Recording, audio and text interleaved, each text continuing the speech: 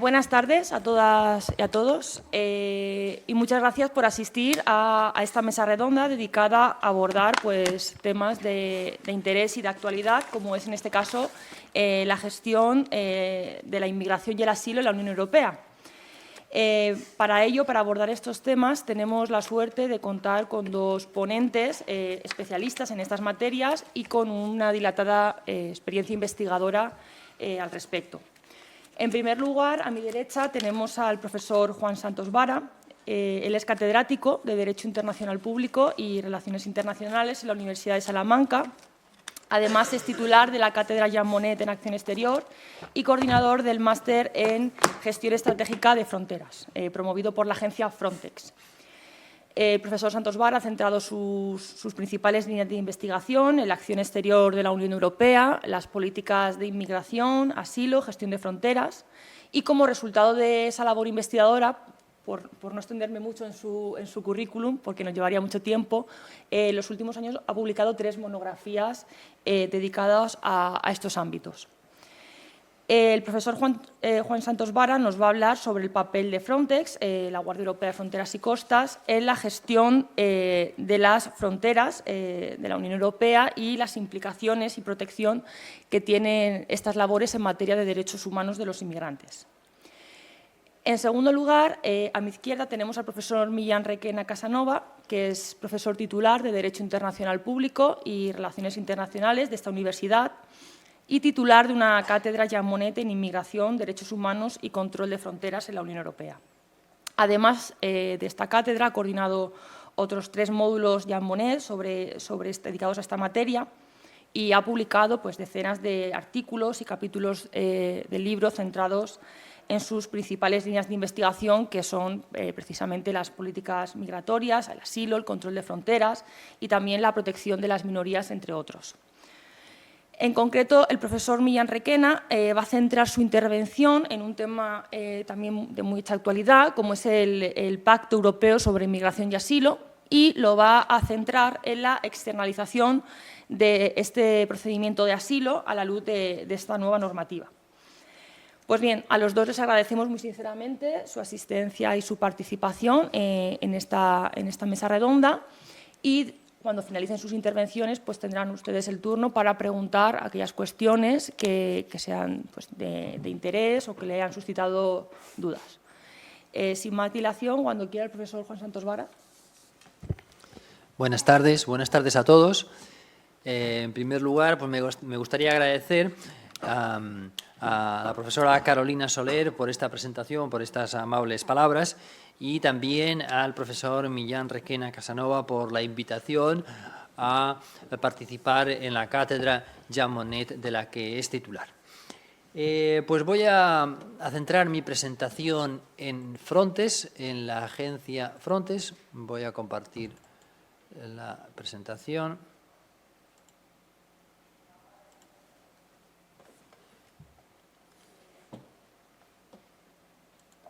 Ahora. Bien, mi presentación va a girar en torno a la agencia Frontex y la protección de los derechos humanos. Intentaré respetar el tiempo que se me ha otorgado porque es un tema en el que he trabajado bastante en los últimos años, tanto a nivel de investigación como desde la perspectiva práctica, ya que colaboro en temas de formación con la agencia Frontex desde hace varios años y voy a tratar de no extralimitarme, de no hablar demasiado. En todo caso, creo que para que sea más interesante para todos, me podéis interrumpir en cualquier momento, si lo estimáis oportuno, y plantear preguntas, si os surgen dudas a lo largo de la presentación. En definitiva, la presentación que voy a desarrollar va a girar en torno a varias cuestiones, pero sobre todo voy a tratar de ofreceros una visión no solamente académica, sino también práctica de cómo funciona Frontex, de cómo se implementan las operaciones de gestión de fronteras coordinadas por la agencia Frontex en los Estados miembros. Antes de nada, me gustaría poner de manifiesto que la responsabilidad primordial en la gestión de las fronteras corresponde a los Estados miembros. Con arreglo a la normativa Schengen, que es la que regula el control de fronteras, es una tarea que corresponde a los Estados miembros. Tenemos una normativa común, pero la implementación de esta normativa común corresponde a las autoridades nacionales. En definitiva, esto es una idea que hay que tener clara, porque hoy en día interviene la agencia Frontex también en varias operaciones en nuestras fronteras exteriores, y a veces se tiene la idea de que es Frontex quien gestiona las fronteras exteriores, el control migratorio. Nada de eso es cierto, porque la gestión de las fronteras no es una tarea encomendada exclusivamente a la Unión Europea. Lo que dice el reglamento de Frontex y la normativa europea es que es una responsabilidad compartida de la agencia y de las autoridades nacionales. En realidad son las autoridades nacionales. Y cuando se considera necesario, se pide apoyo a la agencia Frontex. Por lo tanto, ¿qué es lo que hace Frontex? Pues proporcionar apoyo a los Estados miembros en la gestión de las fronteras cuando pues se presenta una situación compleja, como por ejemplo la Operación Poseidón en el mar Egeo, que viene desarrollándose desde hace varios años para prestar apoyo a Grecia, o una operación que también se viene desarrollando desde hace varios años en el mar Mediterráneo, en el sur de Italia. Hay operaciones desplegadas en distintos lugares de Europa. Voy a poneros de manifiesto cuáles son las operaciones que viene desarrollando en los últimos años. Bien, tengo por aquí el mapa. Pues bien, estas son las principales operaciones que ha desarrollado Frontex últimamente. Pueden ser operaciones terrestres o marítimas también. Las operaciones marítimas obviamente se desarrollan fundamentalmente en el Mediterráneo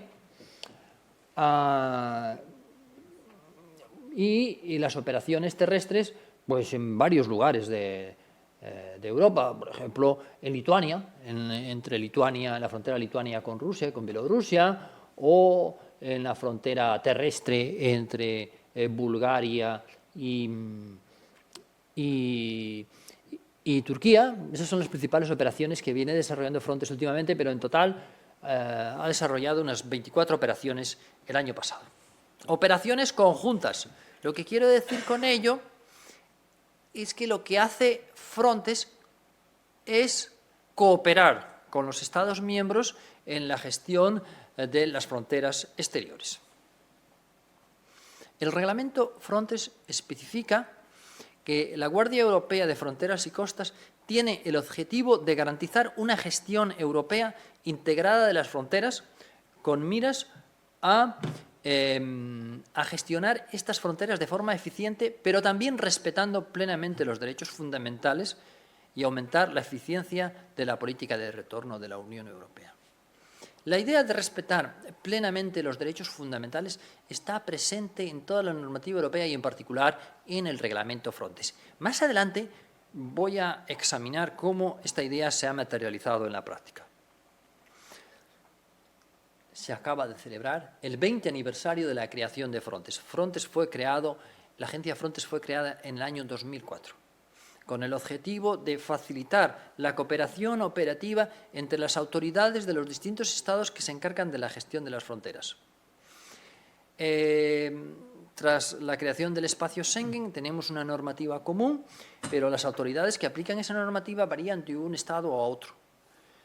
Tras los atentados del 11S también se puso de manifiesto que era necesario que las autoridades nacionales no actuaran como compartimentos estancos. En España, ¿quién se ocupa en España de la gestión de las fronteras?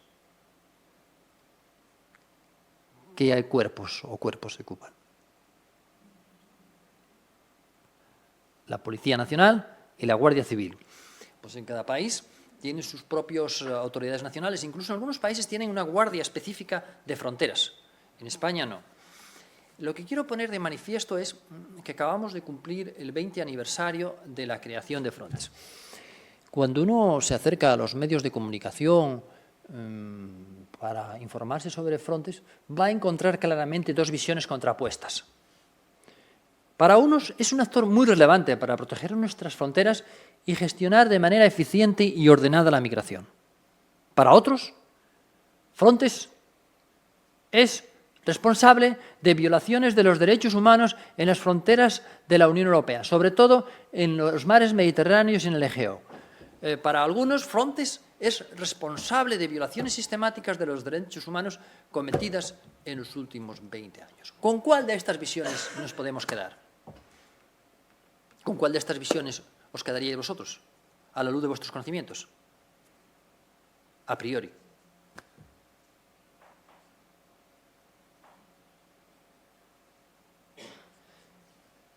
Bueno, yo creo que hay un poco de exageración en ambas afirmaciones. Como iré tratando de poner de manifiesto a lo largo de mi presentación, esa afirmación de que es un responsable de violaciones sistemáticas de los derechos humanos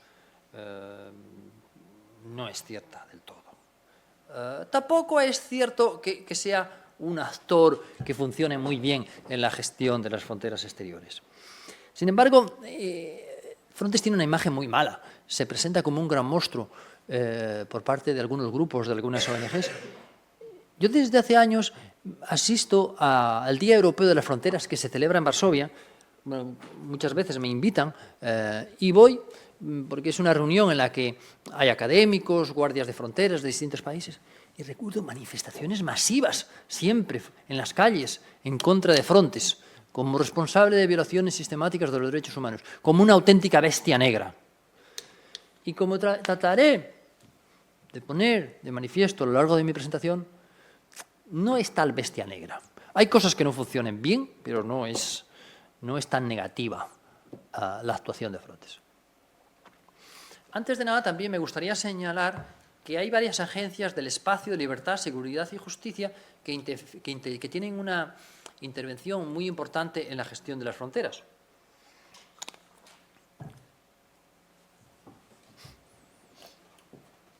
En primer lugar, en la parte superior tenemos a Frontex que se encarga de contribuir a gestionar de forma más eficiente las fronteras exteriores, a la armonización de los estándares entre las autoridades nacionales y a tareas de formación. Ese es el ámbito en el que yo he trabajado con particular intensidad en los últimos años.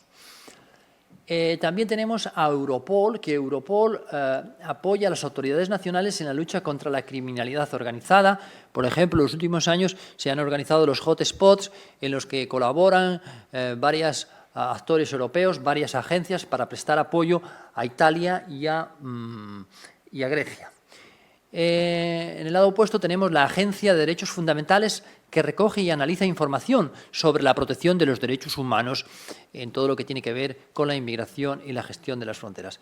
Y en la parte inferior tenemos a EASO, que apoya a las autoridades nacionales en la implementación del Sistema Europeo Común de Asilo. EASO tiene su sede en Malta. Y a veces también Eurojust, la agencia Eurojust, coordina investigaciones y procedimientos en varios Estados miembros en el marco de la lucha contra la criminalidad organizada. Por lo tanto, en el ámbito de la gestión de las fronteras, hoy en día participan varias agencias europeas, pero la que tiene un rol más destacado es Frontex.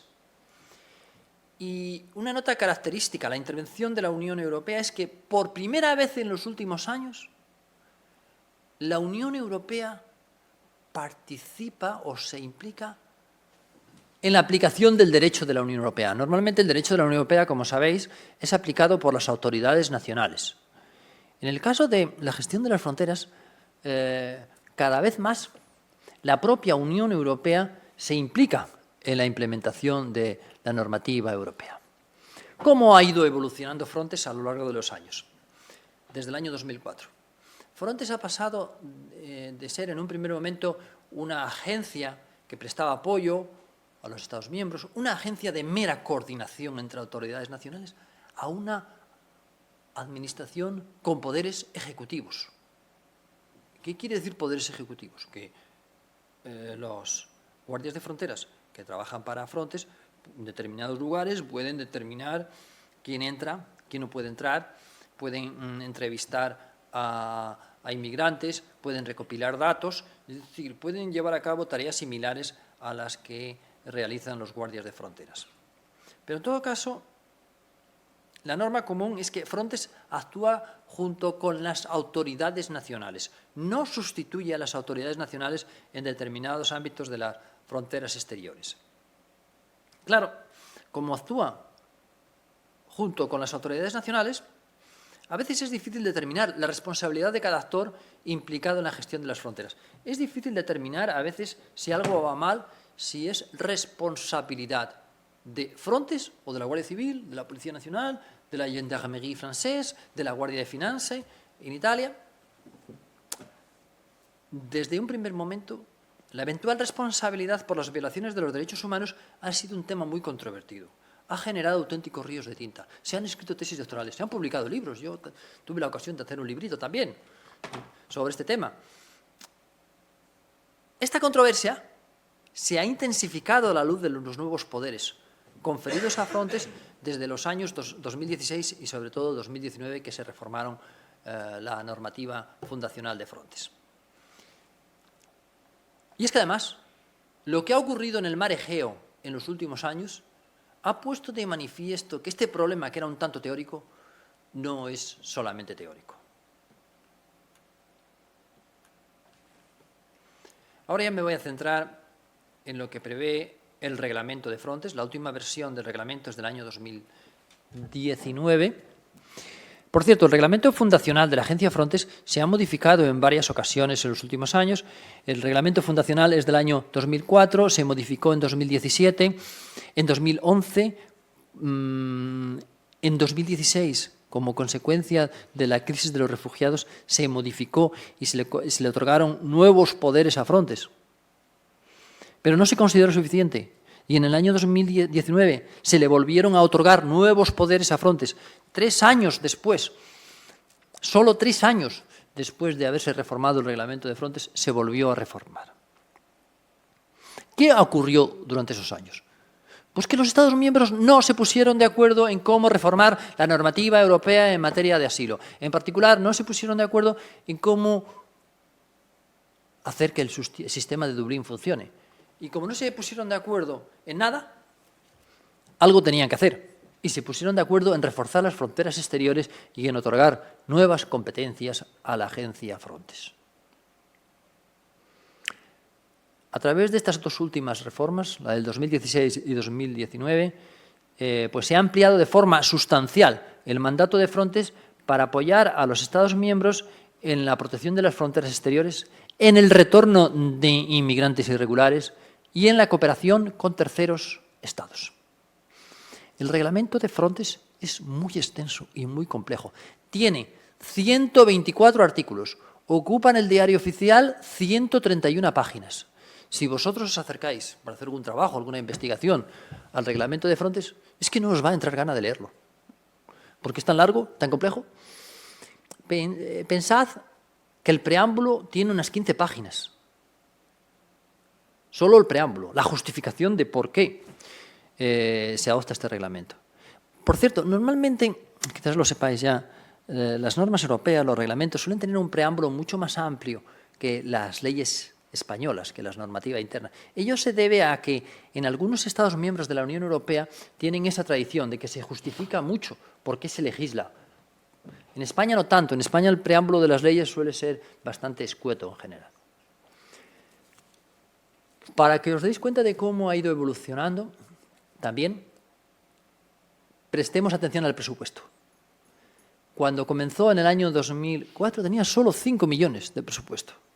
Ha ido aumentando de forma exponencial en los últimos años, de tal modo que y pronto estará cerca de los 1.000 millones de euros. 922 millones de euros este año tiene de presupuesto. Este aumento exponencial se produce a partir de 2015. En 2015 tenía solo 114 millones de euros de presupuesto. Y en el año pasado tenía 750 millones. En 2023, 750 millones y en el año 2024, 922 millones de euros. ¿Os dais cuenta del crecimiento exponencial en cuanto a los recursos que tiene esta agencia? Se ha convertido en una agencia enorme. Esto también se ve cuando uno analiza el personal del que dispone. En el año 2004 comenzó con 25 agentes. Una pequeña agencia que estaban allí en unos despachos en Varsovia, trabajaban 25 personas. Hoy en día trabajan en la sede central de Frontex en Varsovia en torno a 1000 personas. Los funcionarios no, son agentes de Frontex que trabajan, están en torno a 1000. A eso hay que añadir los miles de guardias de fronteras desplegados sobre el terreno en las distintas operaciones coordinadas por la agencia Frontex. Por lo tanto, es una agencia que ha crecido muchísimo. Y en el discurso de la presidenta von der Leyen hace unos días, cuando presentó su programa ante el Parlamento Europeo, pues nos ha dicho que quiere que siga creciendo. Antes de analizar Frontex y los derechos humanos, voy a presentaros en primer lugar cuáles son los nuevos poderes conferidos a la agencia Frontex. Pero quizás sea oportuno que les explique cómo funciona la agencia Frontex. Tradicionalmente, estas denominadas operaciones conjuntas funcionan de la siguiente manera. Cuando España, Francia o cualquier país tiene un problema en un sector de su frontera exterior, puede llamar a Frontex, el ministro del Interior, descolgar el teléfono y llamar. Nos gustaría tener apoyo. A veces es Frontex la que se presenta, la que se ofrece. La agencia Frontex ofrece sus servicios a los Estados miembros. Entonces, lo que ha hecho Frontex es que normalmente pues, alquila un barco a Finlandia, un avión a Suecia, unos helicópteros a Holanda y van guardias de fronteras de esos países, le añadimos unos cuantos de Rumanía, unos cuantos de España y ponemos en marcha una operación conjunta. Por lo tanto, las operaciones conjuntas han dependido tradicionalmente de que los Estados miembros pongan a su servicio equipamientos técnicos y guardias, personal de fronteras. Voy a presentar de nuevo brevemente cuáles son los nuevos poderes que tiene conferidos la agencia Frontex. En primer lugar, hablaré de la supervisión de los Estados miembros por la agencia Frontex, de la creación del Cuerpo Permanente de la Guardia Europea de Fronteras y Costas, del derecho a intervenir, del retorno y de las operaciones desarrolladas en el territorio de terceros estados. La agencia Frontex tiene desde el año 2019 el cometido de supervisar a los Estados miembros en la gestión de las fronteras exteriores. Esto quiere decir que la agencia Frontex puede evaluar la preparación de los Estados miembros para hacer frente a retos emergentes en las fronteras exteriores. Esto es, la propia agencia evalúa si España, Italia, etcétera, están preparados para hacer frente a una crisis migratoria.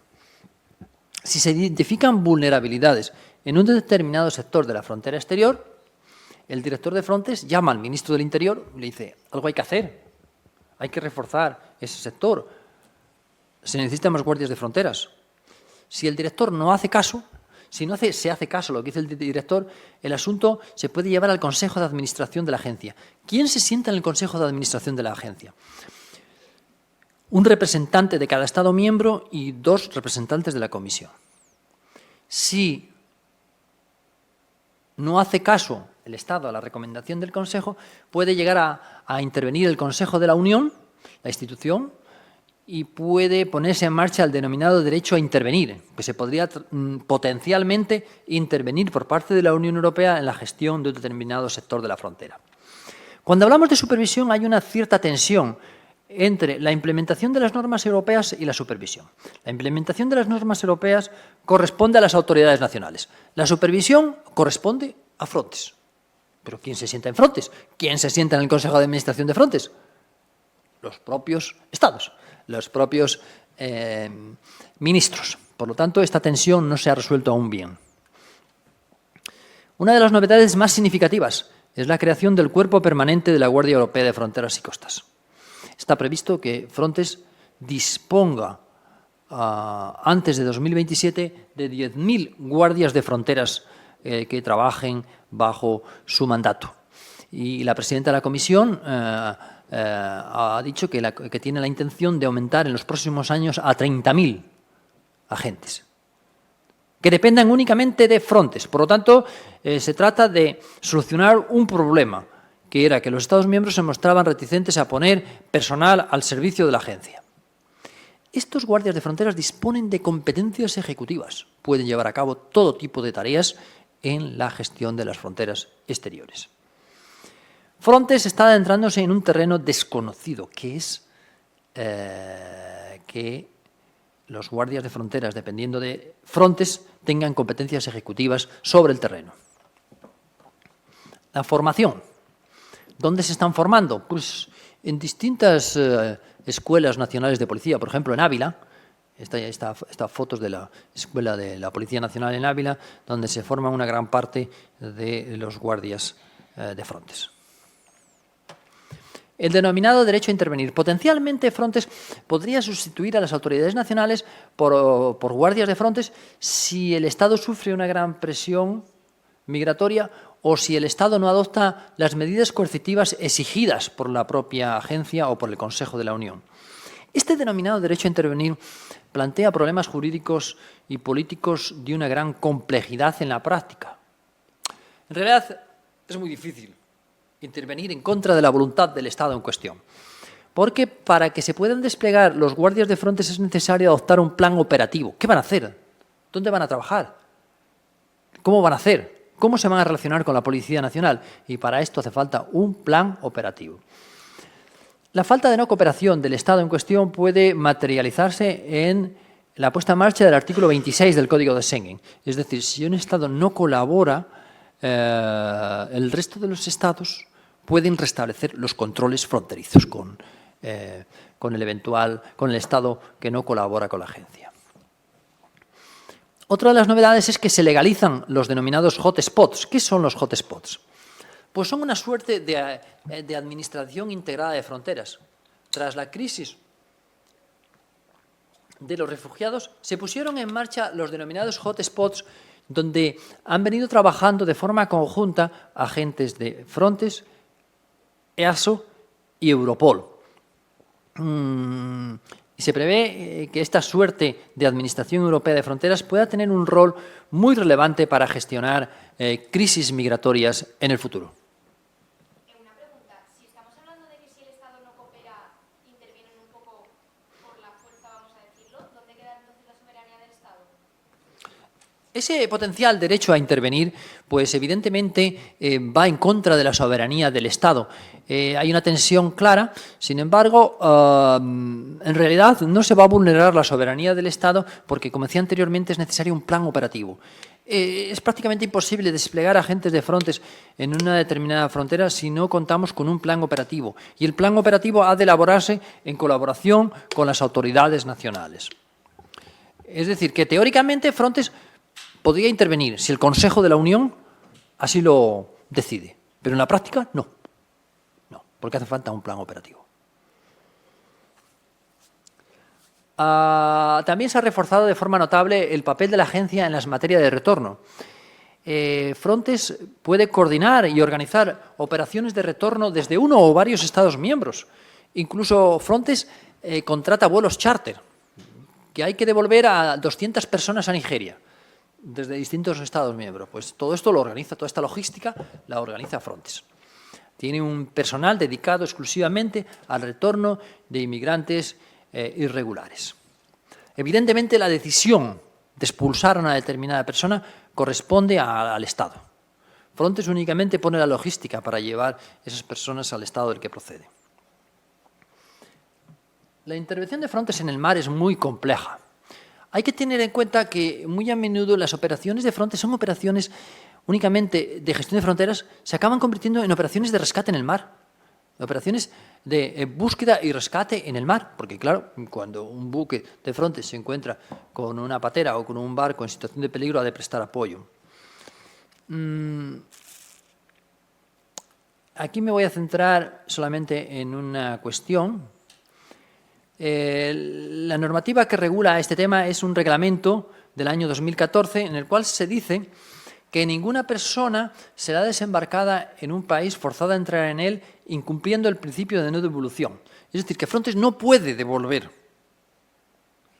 a las personas que rescatan el mar a un tercer país si se puede vulnerar el principio de no devolución o esas personas pueden sufrir tratos inhumanos o degradantes en el país al que son retornados. Y, en segundo lugar, las unidades participantes han de utilizar todos los medios para identificar a las personas interceptadas o rescatadas en el mar. Entonces, Frontex no puede devolver, no puede retornar a las personas que interceptan en el mar, por ejemplo, a Libia o a Túnez. ¿Pero qué es lo que hace Frontex? Pues que transmite las coordenadas de dónde se encuentra una determinada patera para que las autoridades libias, la Guardia Costera libia, los recoja en el mar. Bueno, no me voy a centrar en este tema porque si no me podría extender demasiado. Voy a pasar a la cooperación de Frontex con terceros estados. Frontex también ha intensificado la colaboración con terceros estados en la gestión de las fronteras. Por ejemplo, puede enviar funcionarios de enlace a terceros países, como por ejemplo Níger, Senegal, Libia, recibir observadores de terceros países, ha firmado acuerdos de trabajo con terceros estados, con muchos estados, acuerdos de trabajo para colaborar, para intercambiar información, etcétera, con las autoridades de terceros países. Y en los últimos años está llevando a cabo actividades extraterritoriales. Cuando la agencia coopere con las autoridades de terceros estados, actuará en el marco de la política exterior de la Unión Europea, también en lo referente a la protección de los derechos fundamentales y, en particular, el principio de no devolución. Lo que más me interesa destacar aquí son las operaciones de Frontex desarrolladas en el territorio de terceros estados. Tras la reforma del año 2019, Frontex puede intervenir en terceros estados sin limitaciones. Ha venido celebrando acuerdos sobre el estatuto de los agentes de Frontex en terceros estados. Por ejemplo, el primero fue con Albania, pero se han celebrado acuerdos similares con todos los países de los Balcanes y tras la invasión de Ucrania también con Moldavia. En la actualidad se está negociando este tipo de acuerdos con países como Senegal, Mauritania. También aquí hace falta un plan operativo.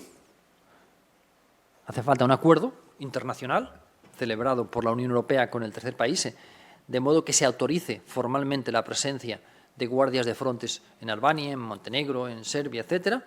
Y, en segundo lugar, hace falta un plan operativo. El despliegue de los guardias de Frontex en terceros países puede plantear problemas muy complejos en el caso de que se cometan violaciones de los derechos humanos. En primer lugar, hay que tener en cuenta que los guardias de Frontex disfrutan de inmunidad civil y penal en el tercer país en cuestión. No pueden ser sometidos, evidentemente, a los jueces y tribunales del tercer país. En segundo lugar, actúan bajo las instrucciones del tercer país en cuestión.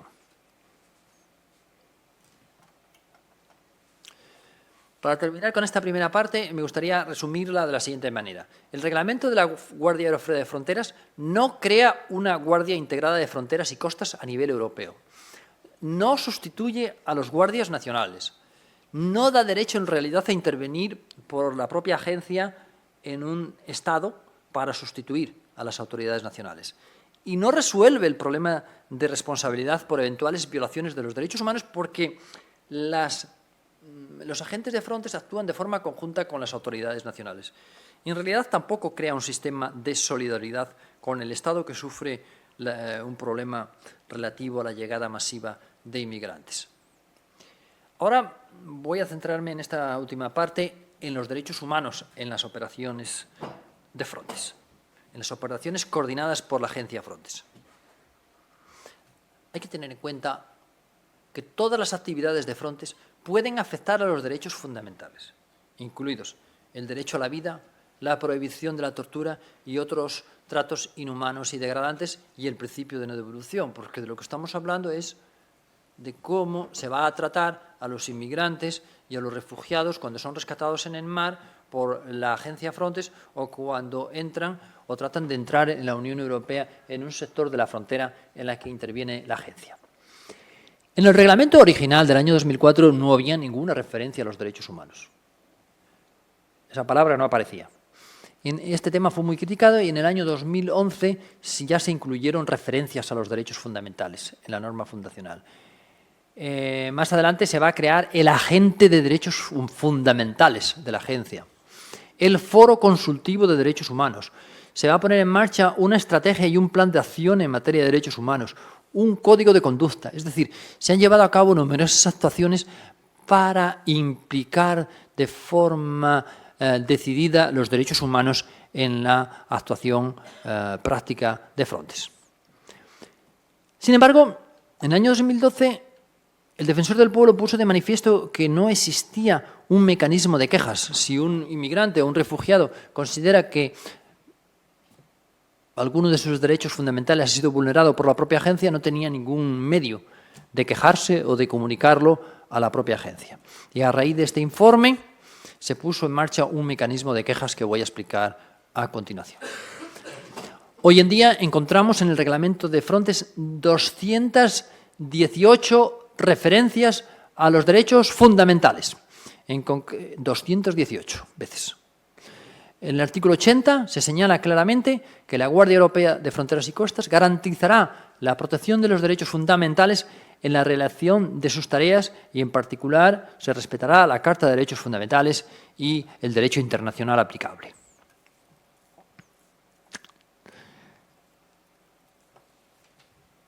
¿Cómo funciona el agente de derechos fundamentales? ¿Qué hace el agente de derechos fundamentales? El agente de derechos fundamentales forma parte de Frontex, pero es independiente a su vez. ¿Cuáles son las funciones de este agente? En primer lugar, supervisa el cumplimiento de los derechos fundamentales por parte de la propia agencia. En segundo lugar, promueve el respeto de los derechos fundamentales en las operaciones de Frontex. Así puede, por ejemplo, realizar visitas in situ a las operaciones conjuntas, llevar a cabo investigaciones independientes, informar de violaciones, de posibles violaciones de los derechos fundamentales durante las actividades de la agencia. La primera agente de derechos fundamentales fue una española, Inmaculada Arnáez. Esta agente en un primer momento tenía solo 2 o 3 personas trabajando con ella. Hoy en día la agente de derechos fundamentales cuenta con un equipo de unas 50 personas para llevar a cabo sus tareas de supervisión en materia de derechos fundamentales. Y está al frente del mecanismo de denuncia. En 2016 se introdujo un mecanismo de denuncia en virtud del cual cualquier persona, cualquier refugiado o inmigrante que considere que alguno de sus derechos fundamentales ha sido vulnerado puede plantear una queja ante este agente. El reglamento dice que este mecanismo debe ser efectivo y garantizar un seguimiento adecuado de las reclamaciones. Sin embargo, es un mecanismo de naturaleza meramente administrativa, que no puede sustituir a la tutela judicial efectiva. Se ha criticado por su falta de imparcialidad e independencia a la hora de evaluar las quejas. Es el propio agente, que forma parte de la administración de Frontex, quien lleva a cabo este examen. En la última reforma se complementó con los observadores de derechos humanos. ¿Qué son los observadores de derechos humanos? Pues jóvenes como vosotros, expertos en temas europeos o de derechos humanos, que han hecho un máster específico en este tema o lo que sea, y se van a desplegar en la operación Poseidón, en la operación Indaloen, en Algeciras en el verano, y supervisan lo que hace Frontex sobre el terreno. ¿Cómo funciona el mecanismo de denuncia o de quejas? Pues en un primer momento se presentaban muy pocas quejas, muy pocas. Ha ido aumentando poco a poco. Por ejemplo, el año pasado se presentaron 64 quejas, de las cuales solo 4 fueron admitidos. Esas quejas son canalizadas bien a través de la propia agencia, se afecta a agentes de la misma, o bien se vehiculan a través de las autoridades nacionales si afecta a agentes de los Estados miembros. Pero al final, la investigación, quien la lleva a cabo es el director de Frontex. Entonces se han barajado varias alternativas para mejorar esta falta de imparcialidad. se ha planteado que sea el propio agente de derechos fundamentales quien analice de forma independiente esas quejas. También se ha planteado la posibilidad de que se canalicen a través de un órgano independiente como el Defensor del Pueblo. Otro de los problemas que se plantea con este mecanismo de denuncia es que no se prevé ninguna compensación por los daños que puedan sufrir las personas.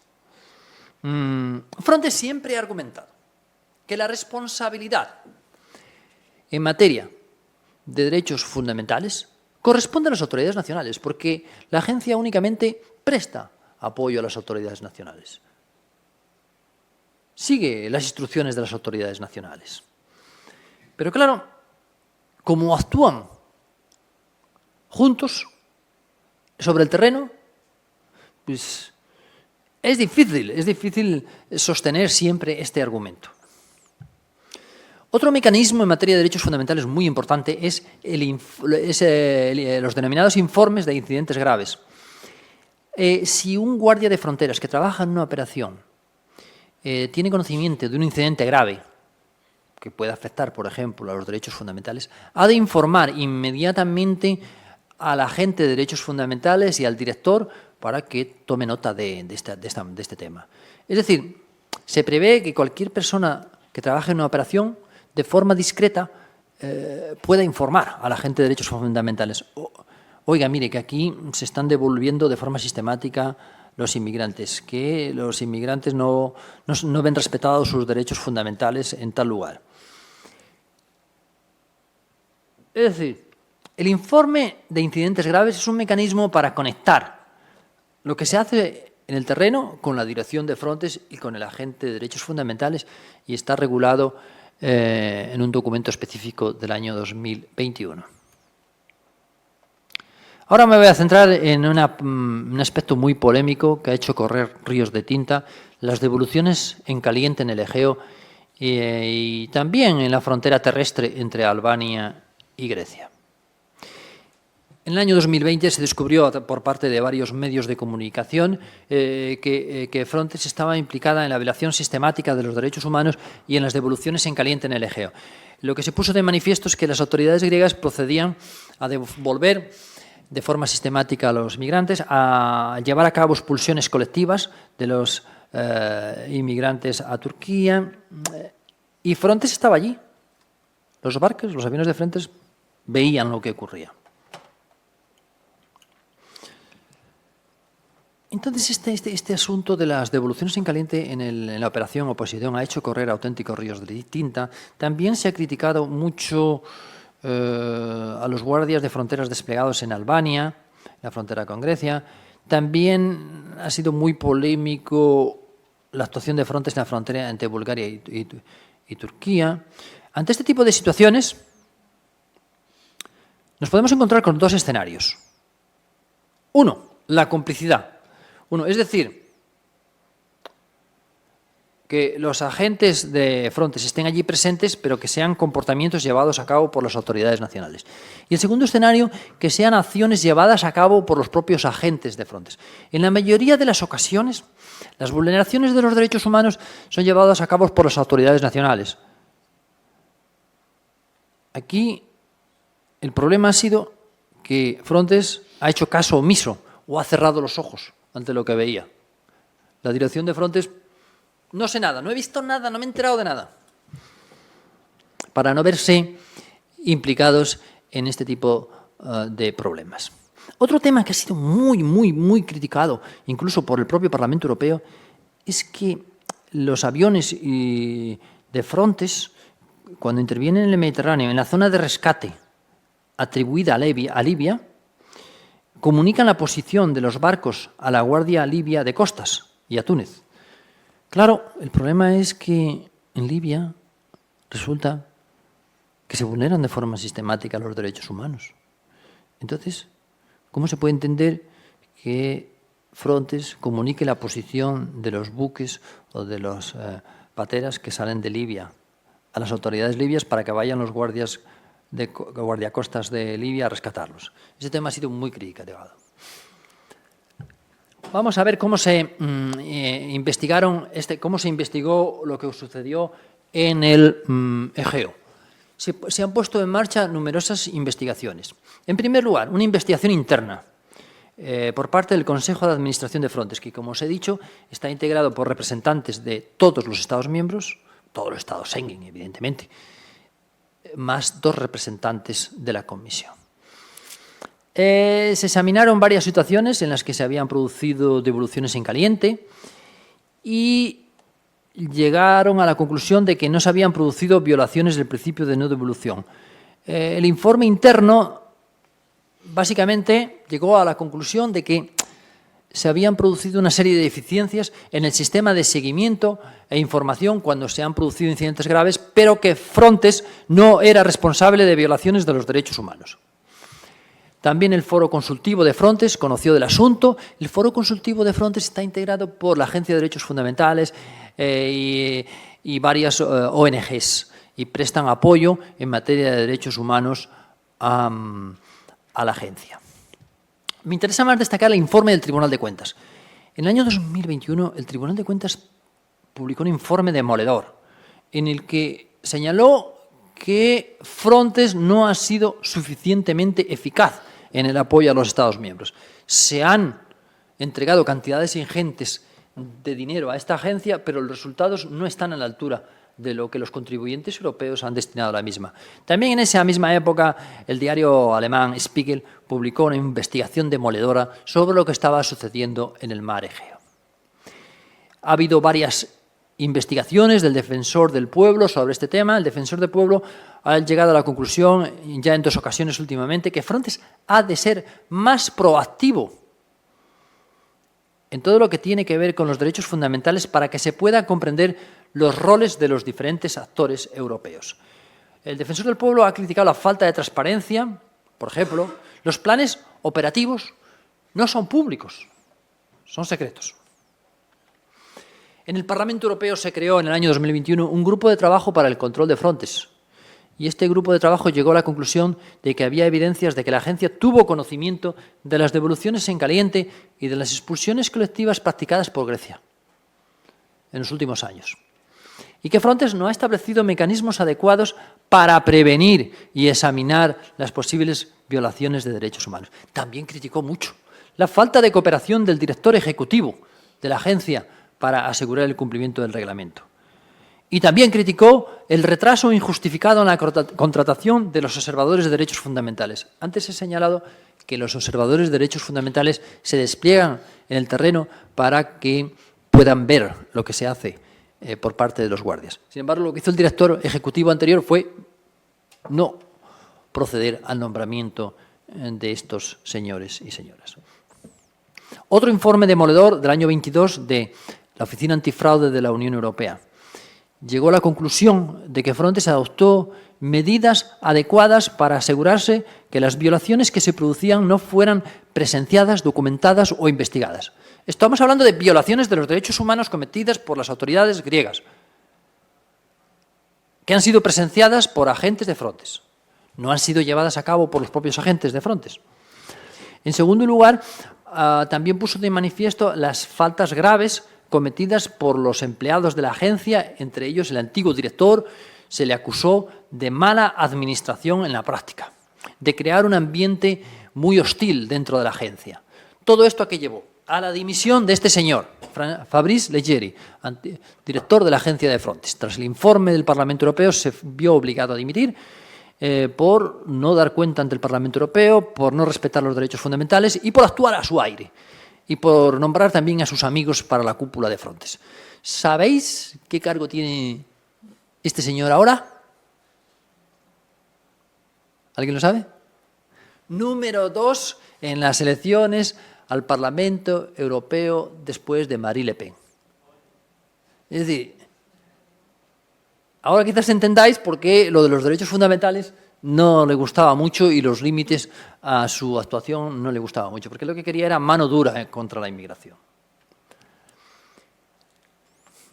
En la propia agencia, en el propio reglamento, tenemos el artículo 46, en virtud del cual el director podrá suspender una operación de Frontex o reducirla si considera que se están produciendo violaciones de los derechos fundamentales. Pues se negó el antiguo director rotundamente a aplicar este artículo 46 en la práctica. La suspensión de operaciones se ha planteado en varios casos. El único caso en el que se ha suspendido es en el caso de Hungría. Tras una sentencia del Tribunal de Justicia en la que se considera que Hungría no respeta el derecho al asilo, Frontex ha suspendido la operación que tenía en Hungría. Pero no la ha suspendido totalmente porque Frontex sigue implicada en las operaciones de retorno desde Hungría. En cuanto a la suspensión de las operaciones, hay varias divergencias a este respecto. La mayoría piensa que se deben suspender si se cometen violaciones de los derechos humanos. Para otros es negativo suspenderlas, porque los observadores de derechos humanos de Frontex están ahí presentes y pueden ver lo que sucede en el terreno. Bueno, también se ha reducido a la mínima expresión la operación en Lituania, también por las mismas razones, porque no se respetaba el derecho al asilo en Lituania. Bueno, de los monitores o observadores de derechos fundamentales ya he hablado. Me estoy ya quizás extralimitando. Un cambio, lo que quisiera señalar es que finalmente se han nombrado ya unos 50 observadores de derechos fundamentales que están actuando en la práctica y se ha producido un cambio en la cultura, en la gestión de la agencia tras el nombramiento de un nuevo director ejecutivo a finales del año 22, el holandés Hans Leitens, en particular en relación con los derechos fundamentales. La agencia se toma más en serio todo lo que tiene que ver con los derechos fundamentales. Y ha mejorado mucho el seguimiento de todo lo que tiene que ver con las devoluciones en caliente y las expulsiones colectivas, sobre todo en Grecia. Sin embargo, nunca ha suspendido la operación en Grecia, a pesar de que se lo ha pedido el Parlamento Europeo y lo ha pedido incluso el propio agente de derechos fundamentales. Control judicial. ¿Se puede controlar a nivel judicial lo que hace Frontex por parte del Tribunal de Justicia? En teoría sí. En la práctica es un tema muy sensible. Tenemos, por ejemplo, el recurso de nulidad. El artículo 263 prevé que cuando los actos de las agencias produzcan efectos jurídicos pueden ser susceptibles de interponer un recurso de nulidad. Sin embargo, el control fronterizo no implica adoptar actos jurídicos vinculantes. Por lo tanto, el hecho de no dejar entrar a una persona no es susceptible de un recurso de nulidad. Se ha planteado en los últimos años también la posibilidad de exigir a Frontex responsabilidad extracontractual por los daños causados. Me voy a referir a una sentencia de septiembre del año 23. Se trataba de un refugiado sirio que llegó a Grecia y fue devuelto inmediatamente, no tuvo derecho a solicitar asilo, se procedió a lo que se denomina devoluciones en caliente. En Turquía su vida fue imposible, tuvo que trasladarse a Irak. Entonces reclamaba una indemnización por los daños sufridos, ya que su derecho al asilo fue denegado en Grecia. Y culpaba de lo mismo, de este problema, a Frontex, porque fue devuelto a Turquía con la ayuda de Frontex.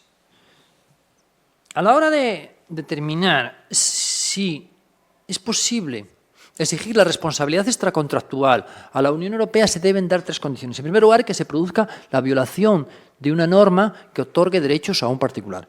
En segundo lugar, pues, que haya un daño, y en tercer lugar, que haya una relación causal entre esa violación y los daños causados. Es decir, el último criterio que se examina es la relación entre el daño y el actor. Pues lo que hizo el Tribunal de Justicia en esta sentencia fue invertir el orden lógico de análisis e ir al tercer elemento. Y dice, no hay ninguna relación de causalidad entre el comportamiento de Frontex y el daño causado. Es decir, Frontex colaboró con las autoridades griegas para devolver a esa persona, pero no hay relación de causalidad entre ese daño y lo que ha hecho Frontex. Porque de haber seguido el orden lógico, el Tribunal de Justicia habría tenido que analizar si las autoridades griegas habían vulnerado los derechos fundamentales de ese refugiado. Básicamente el Tribunal de Justicia dice, bueno, la decisión del asilo corresponde a las autoridades griegas. La decisión de retorno corresponde a las autoridades griegas. Frontex lo único que hace es estar ahí y ayudar un poquito. Ha habido más casos en los últimos años, pero ninguno ha fructificado. Esta sentencia ha sido objeto de apelación. Ya veremos a ver lo que dice el Tribunal de Justicia. Algún día llegará alguna sentencia en la que se exija responsabilidad a Frontex. Ya voy terminando. Hay una sentencia muy interesante que afecta a Europol del año pasado también, la sentencia Condel. Aquí se trataba de un mafioso o un delincuente de Eslovaquia que fue...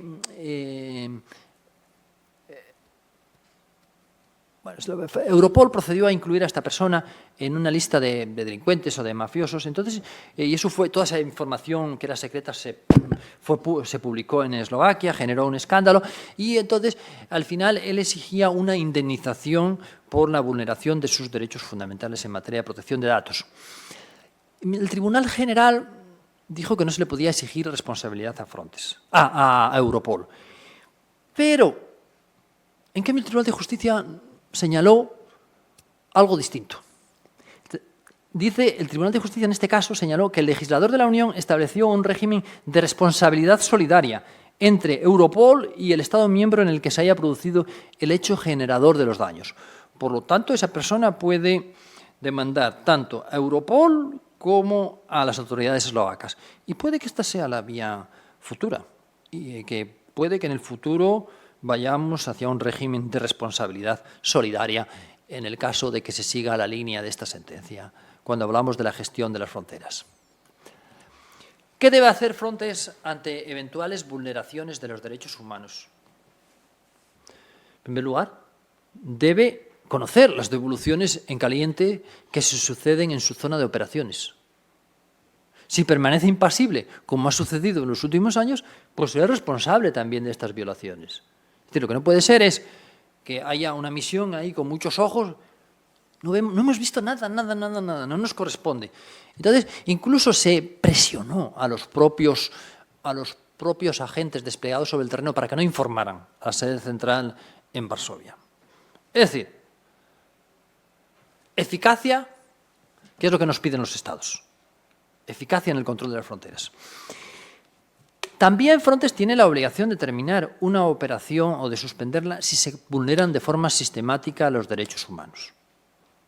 Eso es algo a lo que el propio Frontex se ha mostrado muy reticentes. ¿Por qué? Pues porque todas las agencias, todos los organismos quieren protagonismo. Si se tienen que retirar de Grecia, si se tienen que retirar de Turquía, si se tienen que retirar de todos los sitios, fracaso. También hay que tener en cuenta que a veces las autoridades nacionales son muy reticentes a colaborar en este tipo de investigaciones porque estamos hablando de temas muy sensibles. E incluso las autoridades nacionales a veces son reacias a aceptar operaciones de Frontex. España, por ejemplo. España es un país que es muy reacio a aceptar operaciones de Frontex, por ejemplo, en Canarias. Es todavía a día de hoy difícil exigir la responsabilidad de Frontex en materia de derechos fundamentales y no existe un recurso claro ante los tribunales. En un Estado de Derecho, en una Unión Europea que tiene como objetivo fundamental promover los valores del Estado de Derecho y el respeto de los derechos fundamentales, la implicación de una agencia como Frontex en la gestión de las fronteras debe ir acompañada de estos objetivos. Muchas gracias por su atención.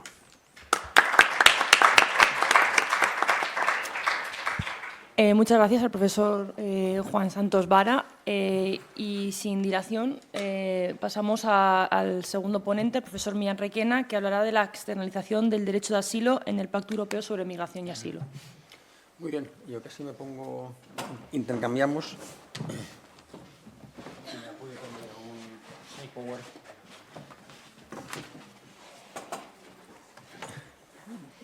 Que tengo por aquí.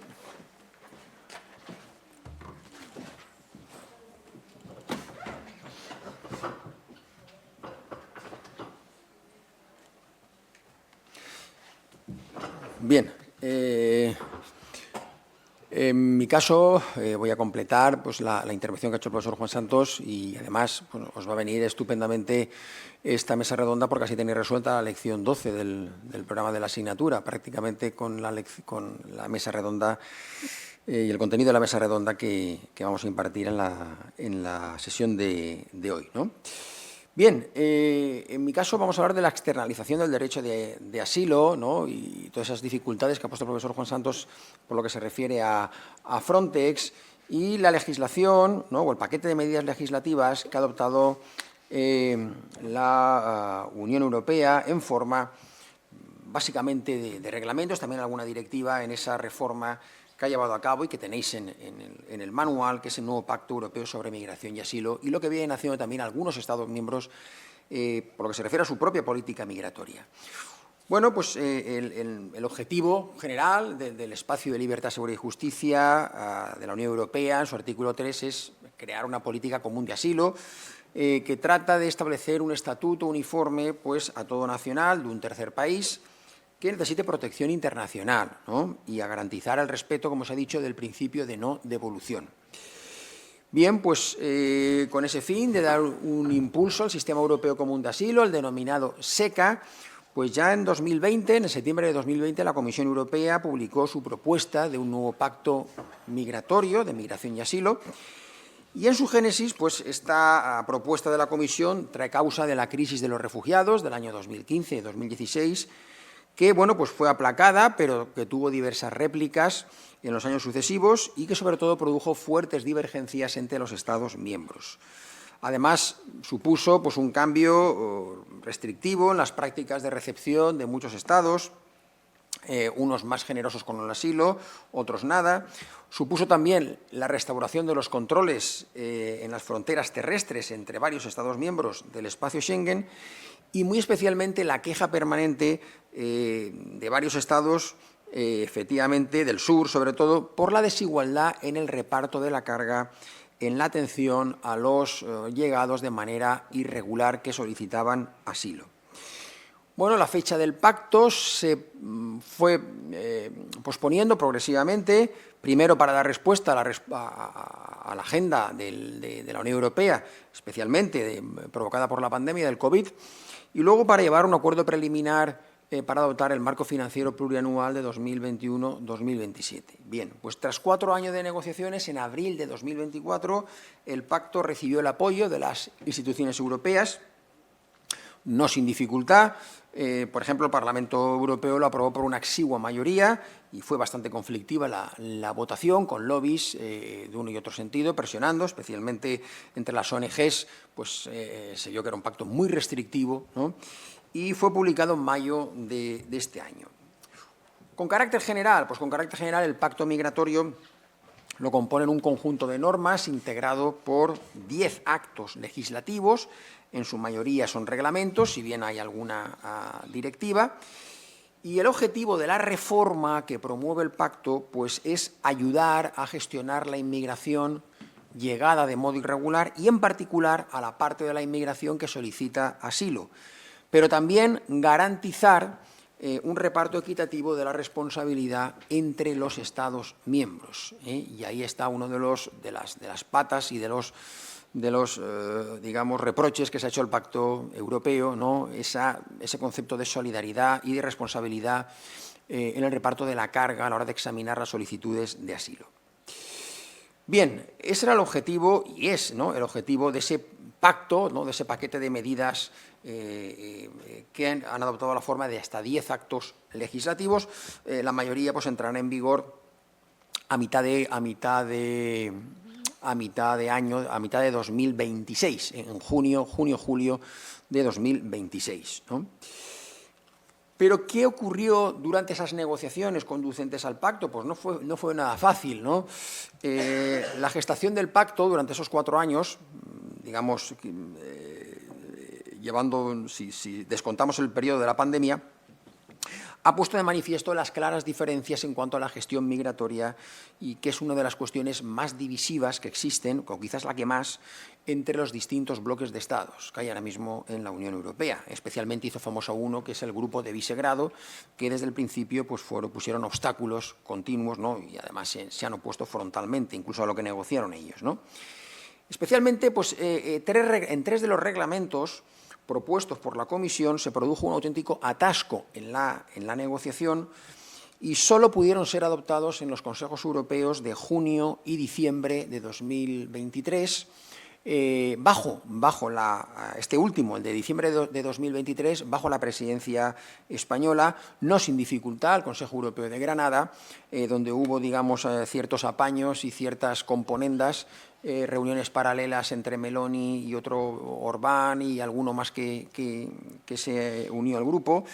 Y bueno, pues España trató de alguna manera de sacar a flote las últimas aristas, ¿no? Los últimos reglamentos, especialmente 3, ¿no? que tenía una fuerte oposición frontal en el caso de Polonia y de Hungría, ¿no? ¿A qué reglamentos me estoy refiriendo? Pues al reglamento sobre la gestión del asilo y la migración, al reglamento sobre los procedimientos de asilo y al reglamento sobre las situaciones de crisis y de fuerza mayor. Este último pues, sufrió diversos avatares, especialmente porque bueno, pues, Italia quiso incluir algunos conceptos, sobre el concepto de instrumentalización de la migración, también se lo quería aplicar a las operaciones de salvamento marítimo, como ha dicho el profesor Juan Santos, es decir, a meter a todos en el mismo saco que lo que se viene denominando la guerra híbrida, ¿no? La guerra híbrida, que es utilizar también la migración como elemento de desestabilización, algo que vienen haciendo la Federación Rusa y Bielorrusia, no solo en la frontera con Polonia y con Lituania, sino también en el Sahel.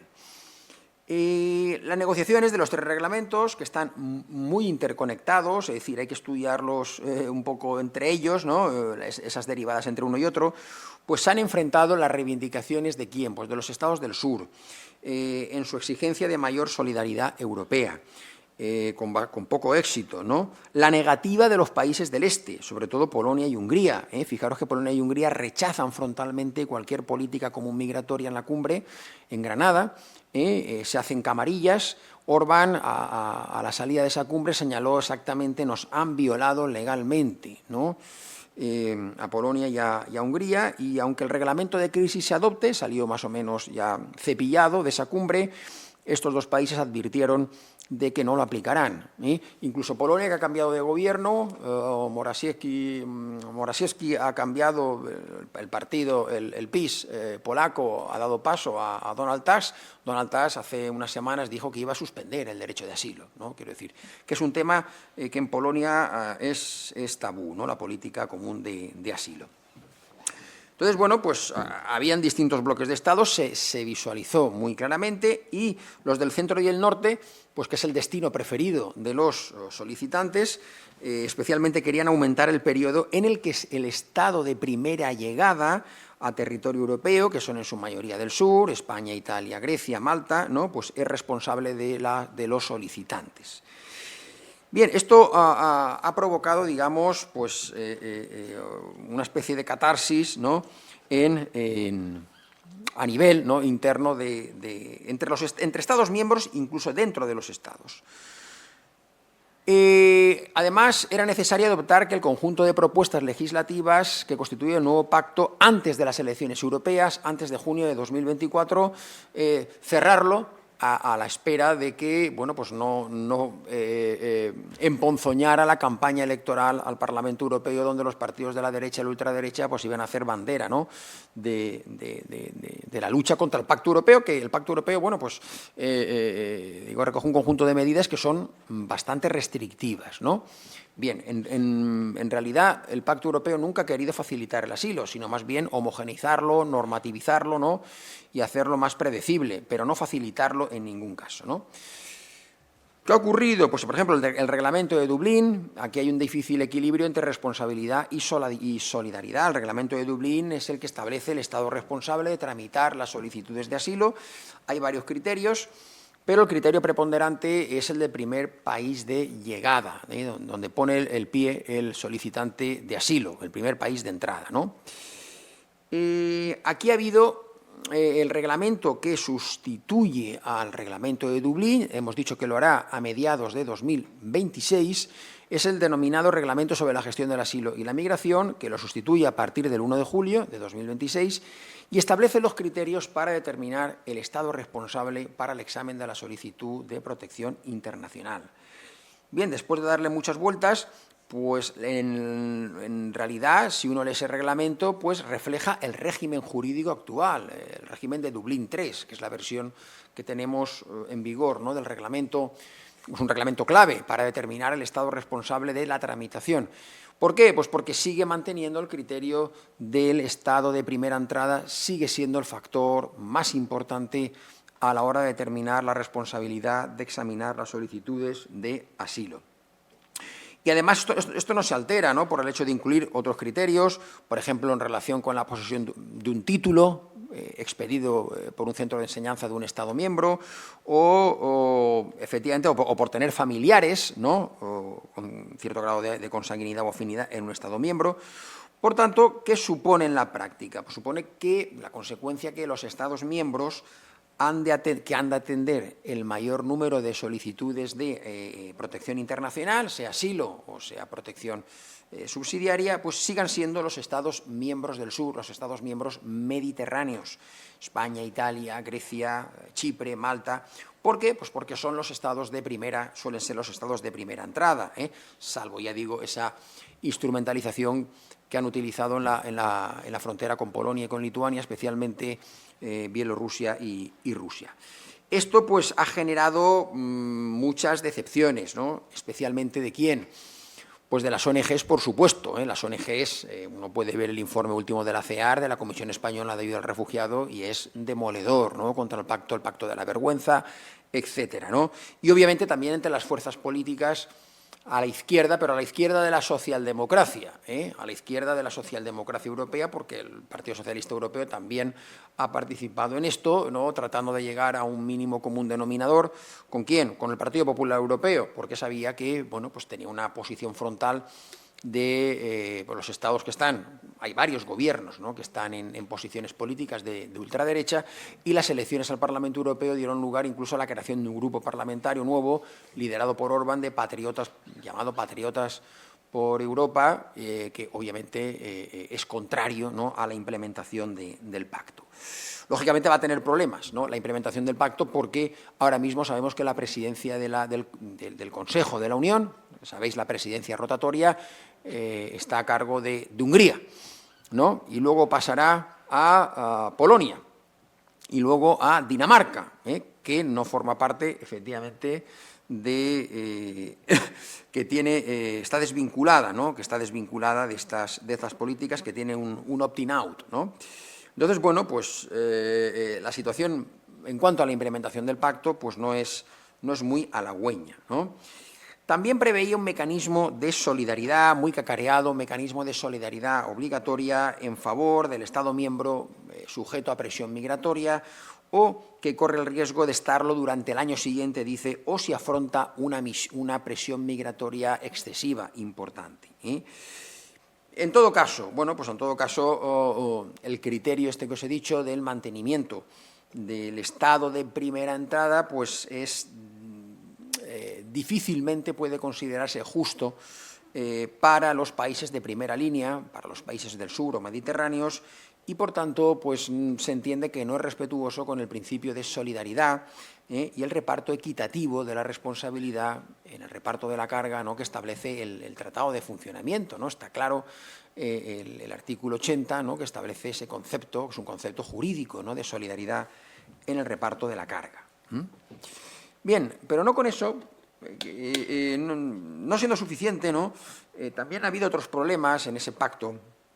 Destacaría sobre todo la adaptación de las normas sobre procedimientos de asilo y el retorno a las situaciones de excepcionalidad migratoria, donde la estrella aquí ha sido el reglamento sobre las situaciones de crisis y de fuerza mayor.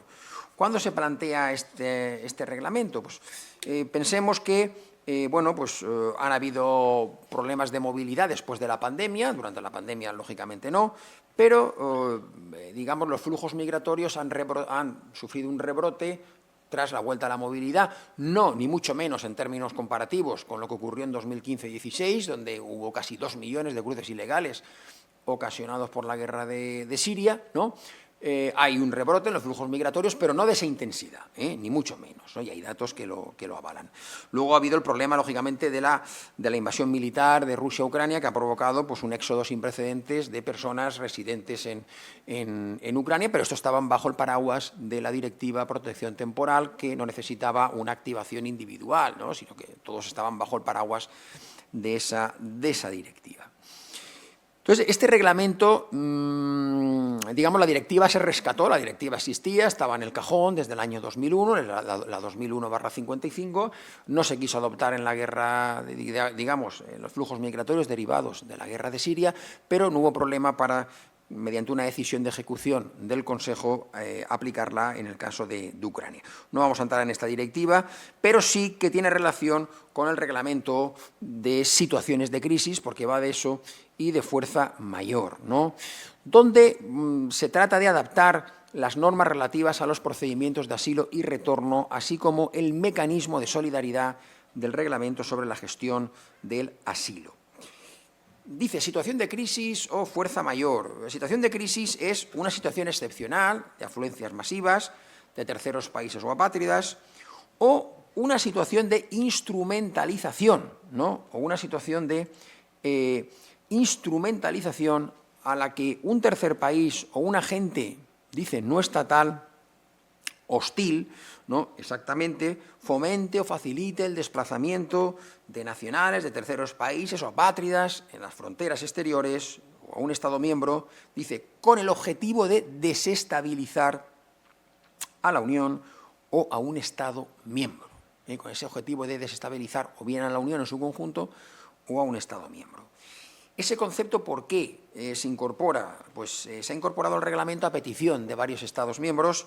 ¿De quién? Polonia, Lituania, Letonia, a raíz de esa migración instrumentalizada como arma política dentro de esa guerra híbrida, como ocurrió primero en junio de 2021, cuando Bielorrusia facilitó pues, el acceso a su frontera con Polonia a miles de migrantes pues, procedentes de países tan lejanos como Irak o Afganistán. También lo ha hecho con la frontera con Finlandia.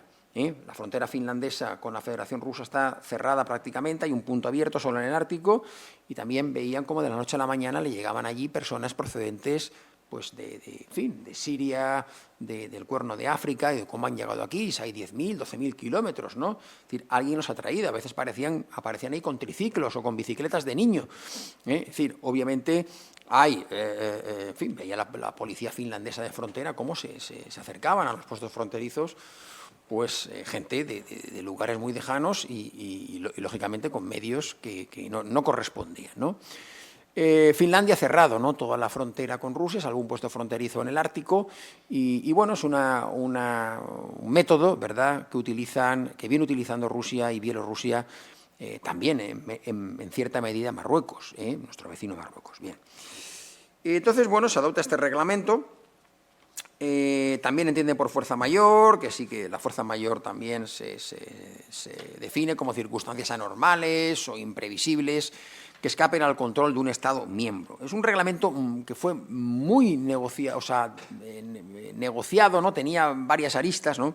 Y bueno, lo que hace el reglamento es adaptar varios reglamentos, lógicamente, que de darse situaciones, ya digo, de instrumentalización, situaciones de crisis, o situaciones excepcionales de afluencias masivas, o situaciones de fuerza mayor, lo que hace es adaptar los reglamentos sobre gestión del asilo y el reglamento sobre procedimientos de asilo, ¿no?, que son los otros dos reglamentos, entre otros, digamos, los más relevantes adoptados en ese conjunto de medidas que son el Pacto Europeo de Migración y Asilo. Por tanto, adaptaría estos dos reglamentos. ¿Quién lo pone en práctica? Pues una decisión de ejecución del Consejo. La Comisión Europea, mediante una decisión de ejecución, primero es la Comisión la que decide determinar si hay una situación de crisis o de fuerza mayor. Y en esas circunstancias, pues la Comisión identifica esas necesidades generales que tiene el Estado miembro en cuestión, el que recibe la afluencia inesperada de inmigrantes, y las medidas necesarias para hacer frente a la situación en colaboración con el Estado miembro afectado. Los demás Estados miembros pues, pueden contribuir voluntariamente para hacer frente a esa situación, bajo coordinación de la Comisión, pero las contribuciones deben ir encaminadas a hacer frente a esas necesidades que tenga el Estado miembro que se encuentra bajo presión migratoria.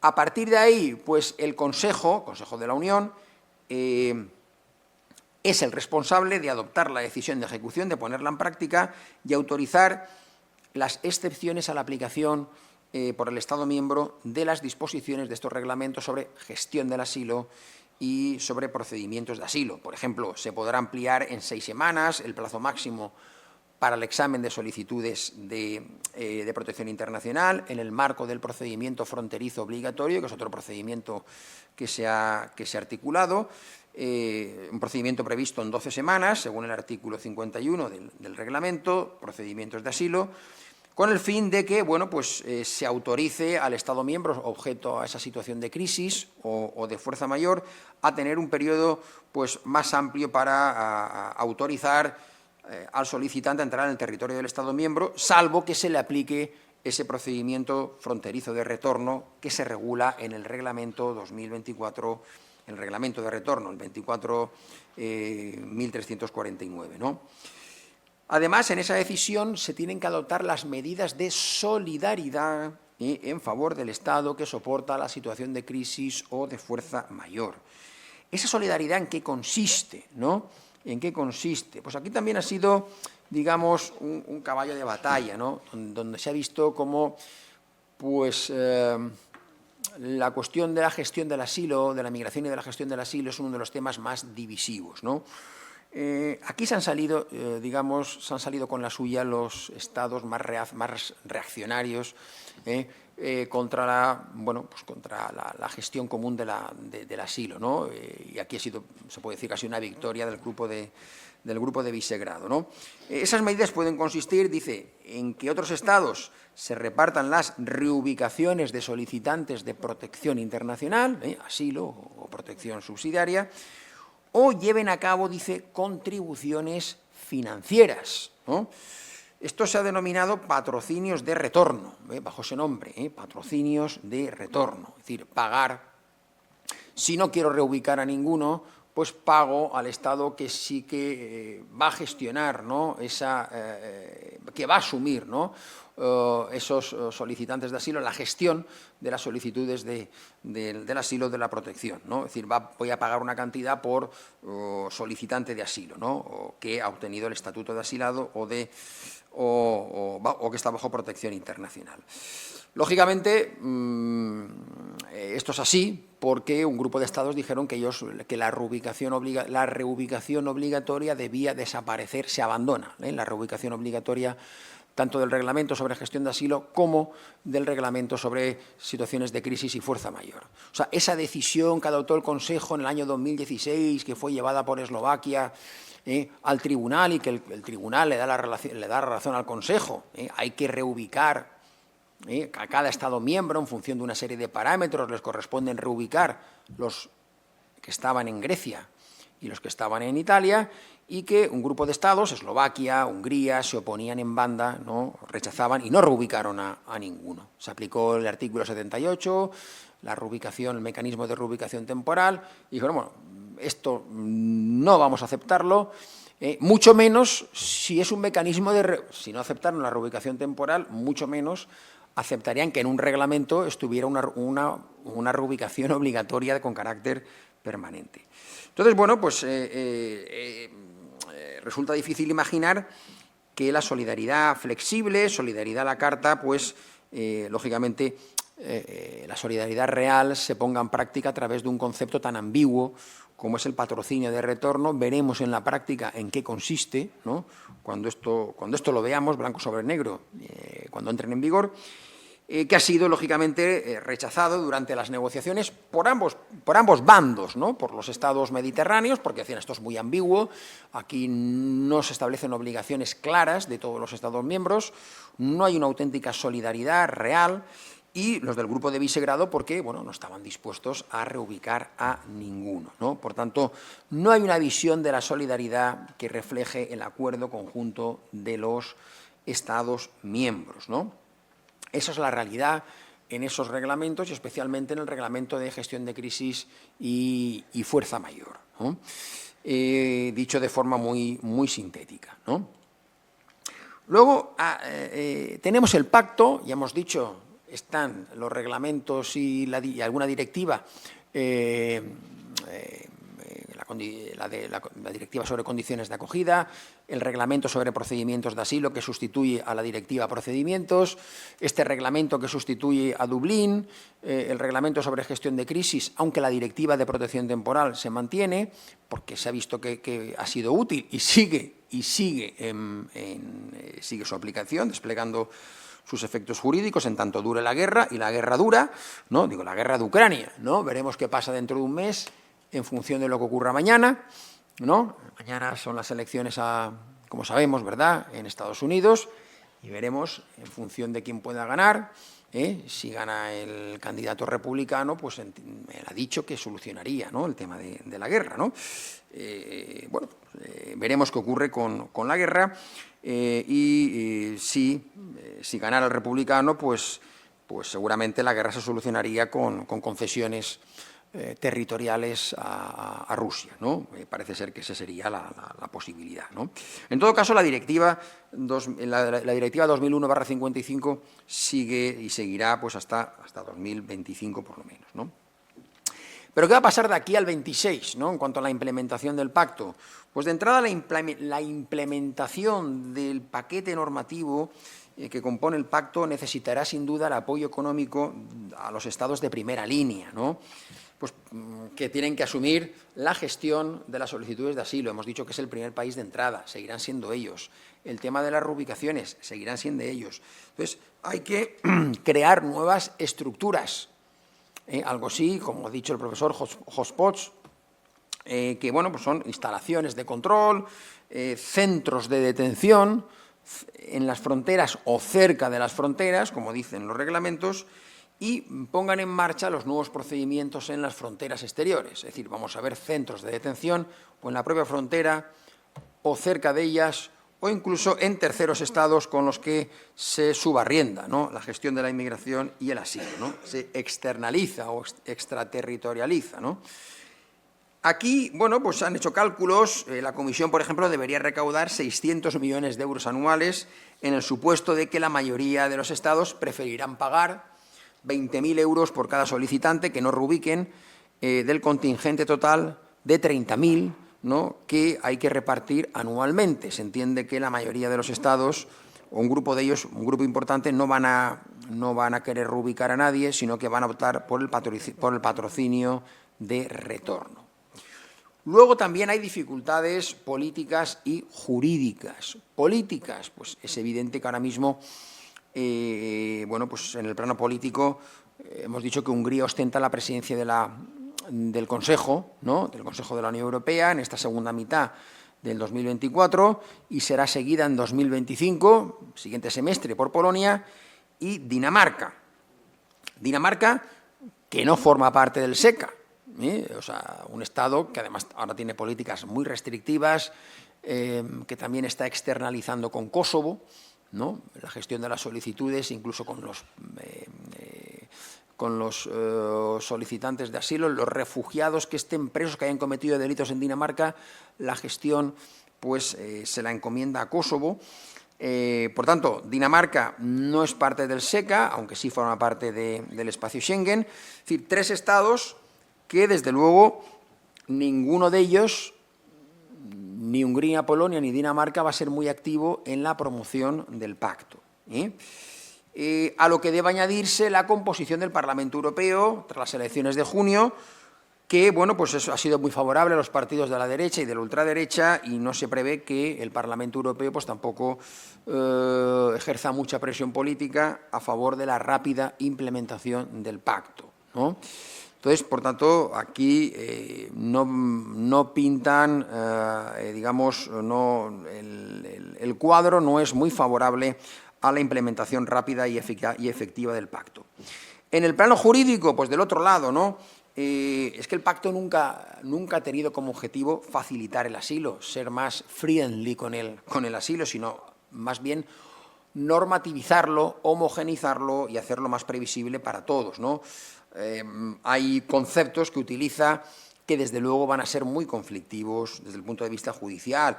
Fijaros este concepto de la ficción jurídica de no entrada para los procedimientos en frontera y un procedimiento fronterizo obligatorio, o el tipo de atención legal que reciban las personas sujetas a ese cribado o triaje, en tanto se entienden que no han entrado en territorio europeo, pues todo ello, atención legal, mientras se tramita la solicitud, pues sin duda pues puede llevar a los Estados a prácticas pues ilegales, ¿no? Ilegales, como se ha dicho, devoluciones en caliente, como ha dicho el profesor Juan Santos, pues que Frontex también había contribuido, ¿no?, con Grecia y los guardacostas turcos a llevar a cabo esas devoluciones en caliente, y expulsiones aceleradas, ¿no? Expulsiones aceleradas pues de las personas que están en ese limbo, ¿no?, en esa ficción jurídica de no entrada. Esto pues ha suscitado una reacción muy negativa, lógicamente, entre las ONGs y pronostica, sin duda, conflictividad y judicialización del pacto, ¿no? Además, el pacto pues tampoco crea un estatus de refugiado único que sea válido para toda la Unión, no crea un estatuto unificado, ¿verdad?, válido para toda la Unión, sino que, como ahora, la persona que obtenga ese estatus en un Estado miembro, pues no podrá residir en otro Estado, ¿no? El pacto pues no incluye, digamos, una visión de la solidaridad, que hemos dicho que es un concepto legal, está en el artículo 80, que realmente refleje el acuerdo del conjunto de los Estados miembros. No hay una solidaridad auténtica, sino que se utilizan esos conceptos ambiguos de patrocinio de retorno. Seguramente será utilizado por aquellos Estados que no quieran reubicar a ninguno, incluso veremos si pagan es la cantidad que está estipulada y si la Comisión consigue recaudar dinero de este grupo de Estados, ¿no? Por tanto, pues el pacto, un análisis crítico del pacto que el profesor Juan Santos ha hecho en su libro, ¿no?, sobre el nuevo pacto europeo, pues desde luego no da respuesta a uno de los déficits de la gestión actual del asilo y de la inmigración. ¿Por qué? Pues porque el retorno de los rechazados sigue dependiendo de los acuerdos con terceros países de origen o tránsito de los flujos migratorios. ¿Qué hacemos con el retorno, ¿no?, de las personas que han sido rechazadas? Si las tenemos en la frontera o en esos centros cercanos a la frontera o en los hot post, ¿no? ¿Qué hacemos con ellos, ¿no?, las personas que han sido rechazadas? Bien, entonces, desde luego no es favorable ni mucho menos este periodo que nos queda hasta 2026 a la implementación del pacto. Tampoco el contexto político internacional es muy favorable, de acuerdo a la implementación del pacto. Pues, evidentemente, a la creciente inestabilidad en África, sobre todo en la zona del Sahel, pues se añade ahí en el Sahel, está todo, digamos, manga por hombro, por así decirlo. Digamos que sucesivas juntas militares han ido recuperando gobiernos, ¿no?, desde Burkina Faso, Malí, Níger no ha estado bastante poblado, el Chad, Sudán, ¿no?, hasta Eritrea, y todas esas juntas militares, o buena parte de ellas, tienen el apoyo de Rusia a través de los paramilitares mercenarios del grupo Wagner, ¿no? Por tanto, ahí también se está librando otra batalla, y un elemento de desestabilización importante es toda la zona del Sahel, ¿no?, con juntas militares claramente prorrusas, ¿no? Por tanto, bueno, pues haciendo un poquito de realpolitik, si la guerra de Ucrania acaba, si acaba de forma rápida en los próximos meses, será porque Trump ha ganado, y bueno, quizás eso pueda tener repercusiones, que se haga, digamos, una negociación con la Federación Rusa que incluya varios paquetes de acciones, ¿no?, y varios repliegues de Rusia.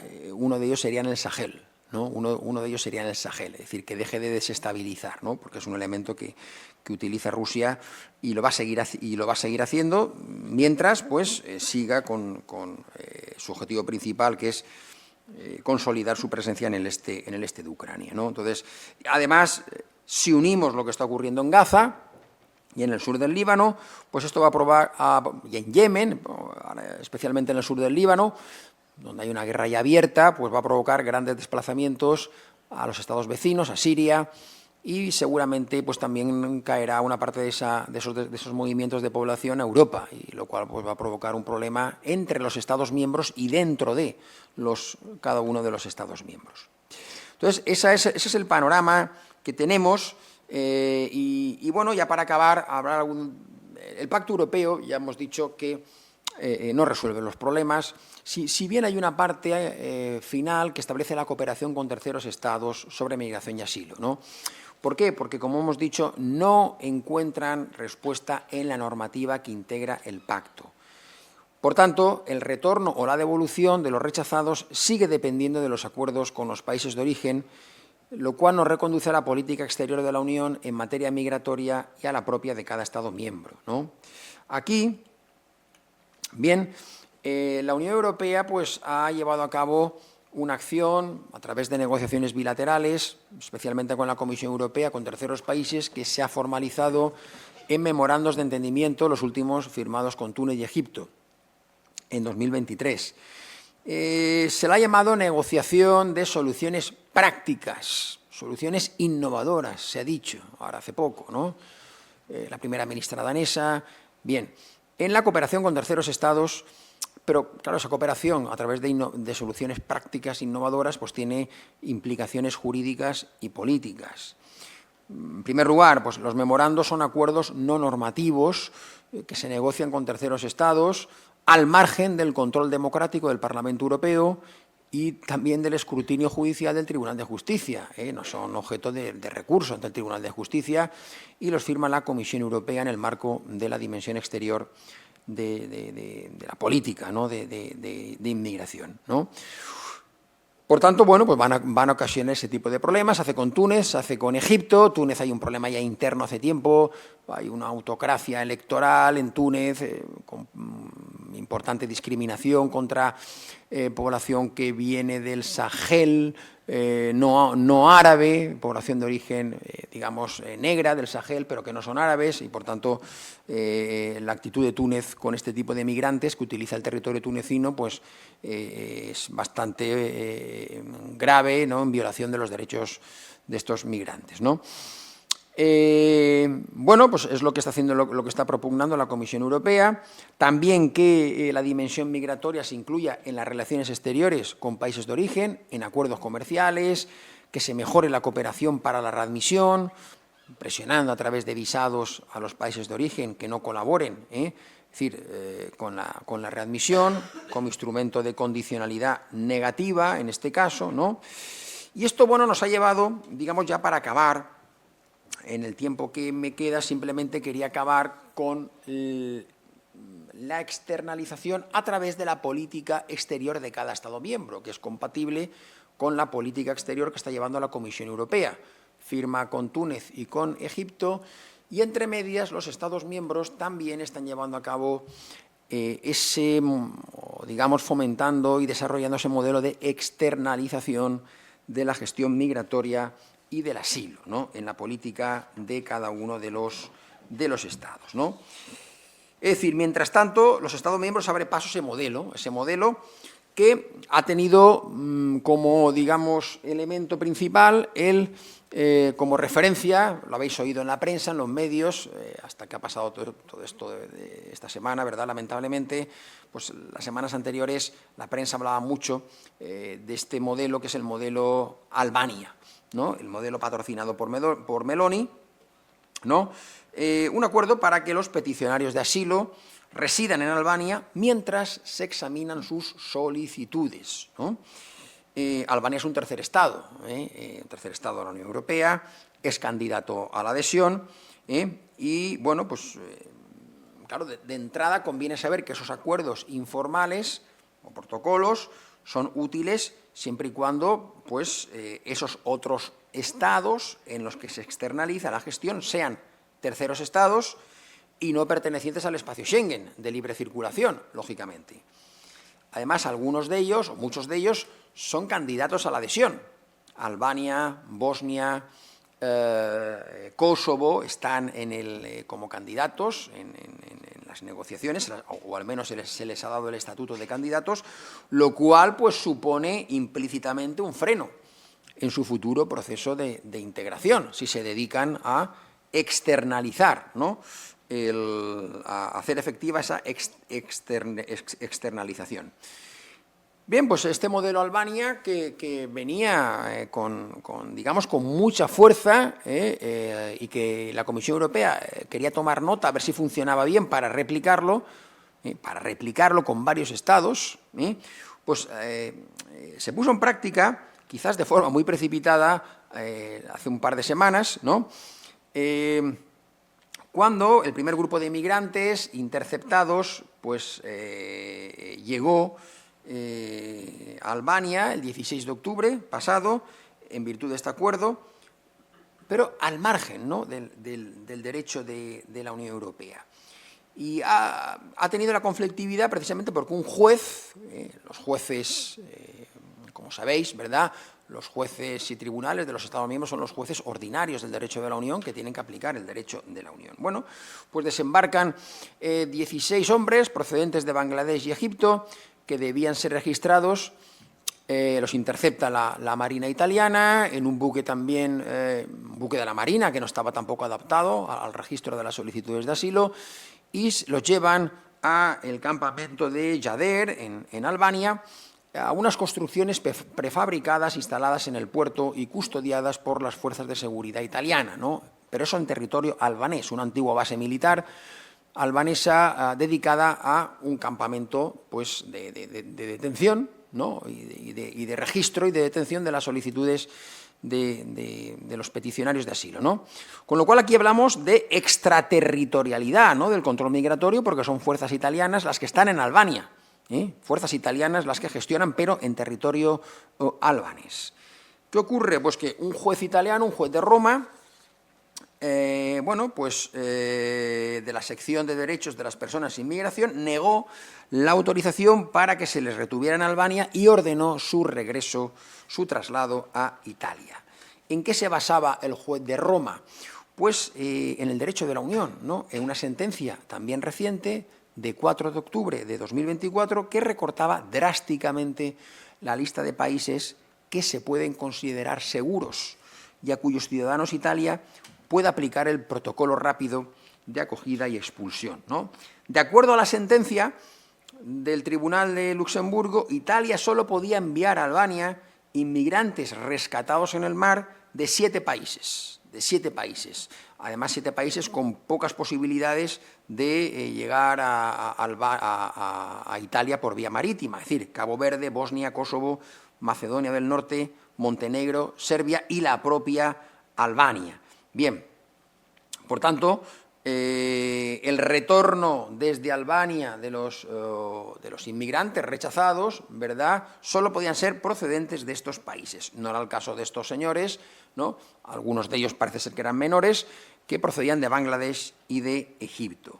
Por tanto, la sentencia deja fuera todos los países de origen de la inmigración hacia Italia, de los que suelen proceder, de las nacionalidades que suelen proceder a los interceptados y que suelen llegar a Italia por vía marítima, como era el caso de Bangladesh, Egipto, Túnez o especialmente Libia, ¿no? Libia, que es un foco especialmente de la inmigración irregular porque, bueno, pues está controlado por las mafias y es un estado fallido, una parte importante del país está controlada por los señores de la guerra, etc.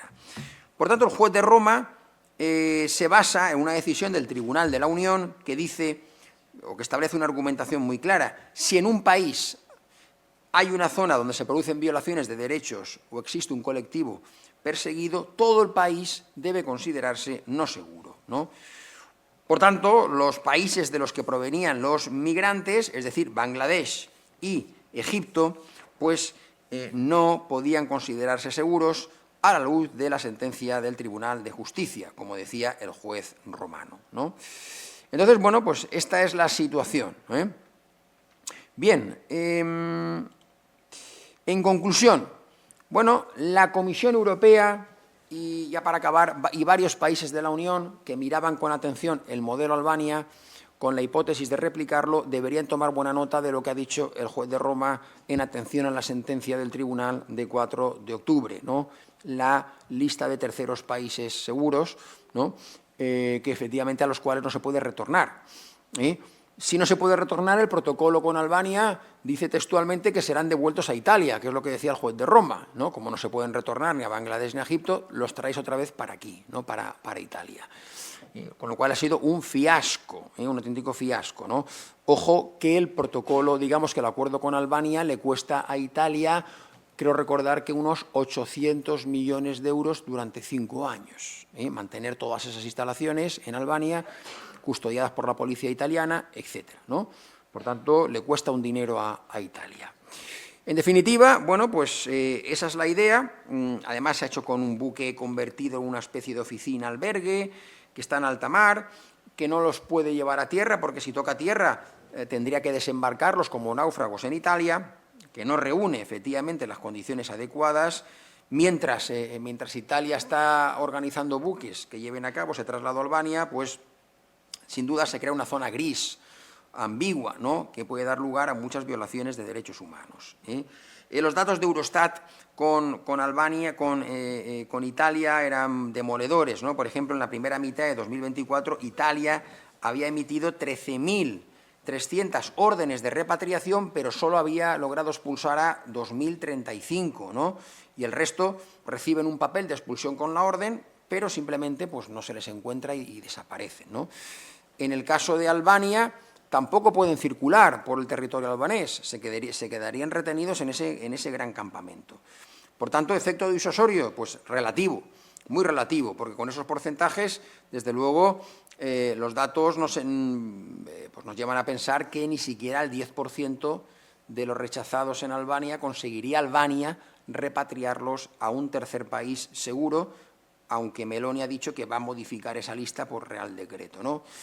Bueno, pues en definitiva esto no es nuevo, ya ahora sí para acabar, esta idea de, por así decirlo, solicitar asilo en el infierno, es decir, queremos externalizar y si decimos que el asilo hay que pedirlo en el infierno, en terceros países muy conflictivos y que lo retornen a otros, ¿no? Y ya no lo digo por Albania, sino lo que quería hacer el Reino Unido con Ruanda, con Kosovo, ¿no? Y tenerlos ahí en campamentos a la espera de, si se les concede el asilo, reubicarlos bien a Italia o a cualquier otro país, o si no, retornarlos, ¿verdad? ¿A dónde? Pues la verdad, la idea es crear esa atmósfera, ¿no? De que vas a pedir asilo en el infierno, con lo cual mejor que no vengas, ¿no? Pero tampoco es nuevo. Esto ya en el pasado, no hace mucho, lo hizo Australia con Nauru, ¿no? Que es un pequeño estado que sufrió pues, problemas en los años 80 con una crisis económica importante y bueno, pues se dedicó, fue un lugar, pues digamos, con un crecimiento económico en los años 80, pero luego, digamos que una crisis de fosfatos llevó al país a una especie de bancarrota y bueno, pues se ofreció a ser el lugar donde Australia podía subarrendar la gestión del asilo, ¿no? Australia también es conocida por su temida guardia fronteriza, ¿no? Incluso se lo pueden preguntar al tenista Djokovic cuando no quiso vacunarse, dónde lo tuvieron, digamos, no pusieron paños calientes al asunto, ¿no? Lo tuvieron en un hotel de mala muerte y no lo dejaron entrar, ¿no? Y no lo tiraron al mar de milagro, ¿no? O sea, Australia es un país muy severo en cuanto a la gestión del asilo y de la migración. Pues esto lo puso de moda Australia cuando en una pequeña crisis ahí en el Pacífico optó por resolver Nauru, por resolver su ruina económica, ofreciéndose a Australia a gestionar a los migrantes que Australia rechazaba, ¿no? De hecho, recuerdo que el primer ministro, el premier John Howard, australiano, se negó a recibir a ningún refugiado y optó por lo que llamó la solución del Pacífico, ¿no? Es decir, pagar a Nauru, suena, ¿no?, patrocinio de retorno, 1.000 euros por refugiado, 1.000 euros por refugiado. Bien, en 2023 se cerraron, pero luego en este verano pasado he visto que se han reabierto y Australia piensa seguir subvencionando a Nauru para que se haga cargo de los refugiados, por ejemplo, refugiados climáticos o por razones climáticas. Por tanto, no es un modelo nuevo el que patrocina Meloni, sino que ya trae causa del Pacífico. Bien, con esto quería concluir mi intervención y nada más, si hay alguna pregunta. Muchas gracias al profesor Millán Requena. Tenemos un par de minutos, muy rápidamente, para alguna pregunta, alguna cuestión que quieran formular. ¿No hay ninguna pregunta? Bueno, pues aprovecho estos 3 minutos que nos quedan y voy a plantear yo una muy breve, ¿vale? En relación con lo que ha comentado anteriormente el profesor Juan Santos Vara de la cooperación de los Estados con la agencia Frontex en la supervisión y el control de las fronteras. Ha comentado que, claro, no hay que olvidar, es decir, terminamos y empezamos en el mismo sitio, que es una agencia de coordinación, de cooperación y que los Estados son los principales responsables de salvaguardar sus fronteras externas y que incluso el papel de la agencia Frontex, aunque con más competencias, más medios, materiales, técnicos, económicos, sigue dependiendo en gran medida para su efectividad de esa cooperación. Se ha hablado de esa falta de cooperación de los Estados. Yo voy a poner un ejemplo, el caso de España, creo que fue en 2021, cuando el asalto masivo a Ceuta y Melilla, ¿verdad?, fue una situación de instrumentalización de la inmigración por parte de Marruecos, quien hizo dejación de sus competencias en materia de control de fronteras para dejar y fomentar el paso de miles de inmigrantes en cuestión de 2 días a Ceuta y Melilla, y Frontex se ofreció a acudir, pero pues el Gobierno rechazó la ayuda de Frontex. Hablando de esta cooperación, ¿no?, de la importancia de que aunque tengamos un cuerpo dispuesto a desplegarse en un momento dado en una intervención rápida en un Estado miembro, si el Estado miembro en este caso no dio la autorización, Frontex no entró, como ejemplo de lo que se ha comentado anteriormente. Pero también hay situaciones que son impredecibles, pero hay otras que sí que se pueden prever. Y para eso están las evaluaciones de vulnerabilidad, ¿no?, que periódicamente, ¿no?, se le piden informes a los Estados para que pongan en conocimiento de la agencia pues, cuál es la situación que tienen los medios, la formación que tienen sus guardacostas en esa materia, para crear unos estudios de ver qué vulnerabilidades tiene un Estado y hacerle sugerencias sobre pues, qué puntos tiene que mejorar. Lo mismo, para hacer esas evaluaciones, la agencia Frontex necesita la cooperación de los Estados, que hagan los deberes. En ese punto, los Estados están cooperando, es decir, realmente facilitan la información a Frontex, hacen esa evaluación exhaustiva del estado de sus fronteras para que Frontex pueda recomendar o no ciertas actuaciones. En ese punto, mi pregunta va un poco por ahí, si están cooperando en ese ámbito concreto, facilitando los informes para que la agencia estudie un poco la situación en los Estados. Hasta donde yo sé, los Estados miembros están cooperando en todo lo que tiene que ver con el examen de vulnerabilidad, que por cierto tenemos otro examen periódico que son las evaluaciones Schengen. Ya existían anteriormente las evaluaciones Schengen, que están integradas por técnicos y por personal de la Comisión que visitan el aeropuerto de Barajas o visitan Algeciras para ver si se cumple la normativa Schengen. El examen de vulnerabilidad es un complemento de las evaluaciones Schengen y tiene como objetivo comprobar si técnicamente está un Estado en condiciones de cumplir lo que se espera. Por ejemplo, que sea capaz de hacer frente a la llegada masiva de inmigrantes, como por ejemplo ocurrió en el caso de Ceuta, si disponen de los equipos técnicos necesarios para llevar a cabo esas tareas y en todos los casos, prácticamente todos los estados se han detectado fallos, se han detectado necesidades y a grandes rasgos pues, se puede afirmar que los estados sí cooperan, porque esto funciona de la siguiente manera. Vienen los técnicos de Varsovia, están unos días por ahí por Barajas y pueden ver cómo funcionan las cosas en la práctica. En lo que cooperan menos con la agencia es en temas de derechos fundamentales. Por ejemplo, en el tema que comentaba anteriormente en el Egeo o en Bulgaria, hay una especie de observadores de derechos fundamentales desplegados sobre el terreno, tenemos el agente de derechos fundamentales de Frontex y muchas veces para llevar a cabo su tarea estos observadores externos necesitan que los Estados le proporcionen información y los Estados a veces son reticentes a ello y prefieren incluso también que Frontex se despliegue en aquellas zonas menos polémicas, menos conflictivas, es decir, que estén fuera, que no estorben. Desplegaros ahí en esa zona que es menos polémica y aquí no preferimos que no intervengáis. Y cuando desde la oficina del agente de derechos fundamentales se recaba información, pues a veces los Estados son reticentes a cooperar en estas materias. Y siguiendo lo que tú planteabas de Ceuta, pues lo podemos ver también en el caso de Canarias. Frontex se ha ofrecido a poner en marcha una operación también en Canarias en las últimas semanas, pero España ha dicho no necesitamos el apoyo de Frontex para gestionar estas fronteras. ¿Por qué España dice que no? Porque los Estados grandes son reticentes a perder soberanía. Supone una cierta pérdida de soberanía en un sector de la frontera si tú un determinado sector de la frontera lo dejas en manos de Frontex porque van a ser rumanos, búlgaros, suecos, finlandeses los que van a controlar el tema en la práctica. Y España, bajo ningún concepto, fronteras tan sensibles como la de Ceuta y Melilla quiere dejarla en manos de extranjeros. Quiere que sea la Policía Nacional y la Guardia Civil. Incluso me atrevería a decir que la propia Policía Nacional y Guardia Civil son muy reticentes a que vengan colegas extranjeros a decirle cómo tienen que hacer las cosas sobre el terreno. Lo podemos hacer nosotros bien. La semana pasada, hace 2 semanas, el ministro Marlaska ha dicho, bueno, que se desplieguen, sí, que Frontex que se despliegue en África para que no salgan las pateras de África, que se desplieguen en Mauritania y en Senegal. Eso es lo que necesitamos.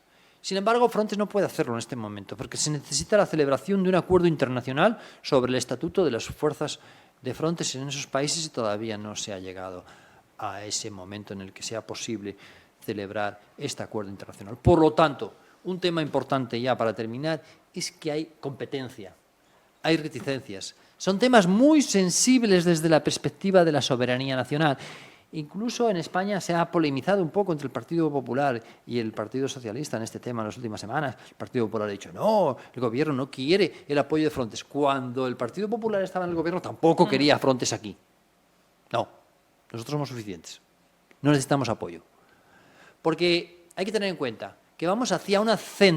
Lo queramos o no lo queramos, en este librito que publiqué hace unos años sobre el tema, llegué a la conclusión de que vamos hacia una centralización o federalización en la gestión de las fronteras, paso a paso. Es decir, que en el futuro yo veo el siguiente escenario, que habrá determinadas fronteras, determinados sectores de la frontera que serán gestionados por la propia Unión Europea, por Frontex. Frontex va camino de crecer. Por cierto, si alguien quiere en el futuro desarrollar su labor profesional en estos temas, aquí contratan a mucha gente. Muchas gracias. ¿Alguna cuestión más? Vale, pues entonces damos por concluida la mesa redonda. Agradecemos nuevamente a los 2 ponentes por sus intervenciones y la claridad positiva que han tenido al plantear temas tan complejos y que muchas veces pues, es muy difícil en 2 horas plantearlos y entrar en todos ellos. Gracias también a vosotros por asistir y buenas tardes.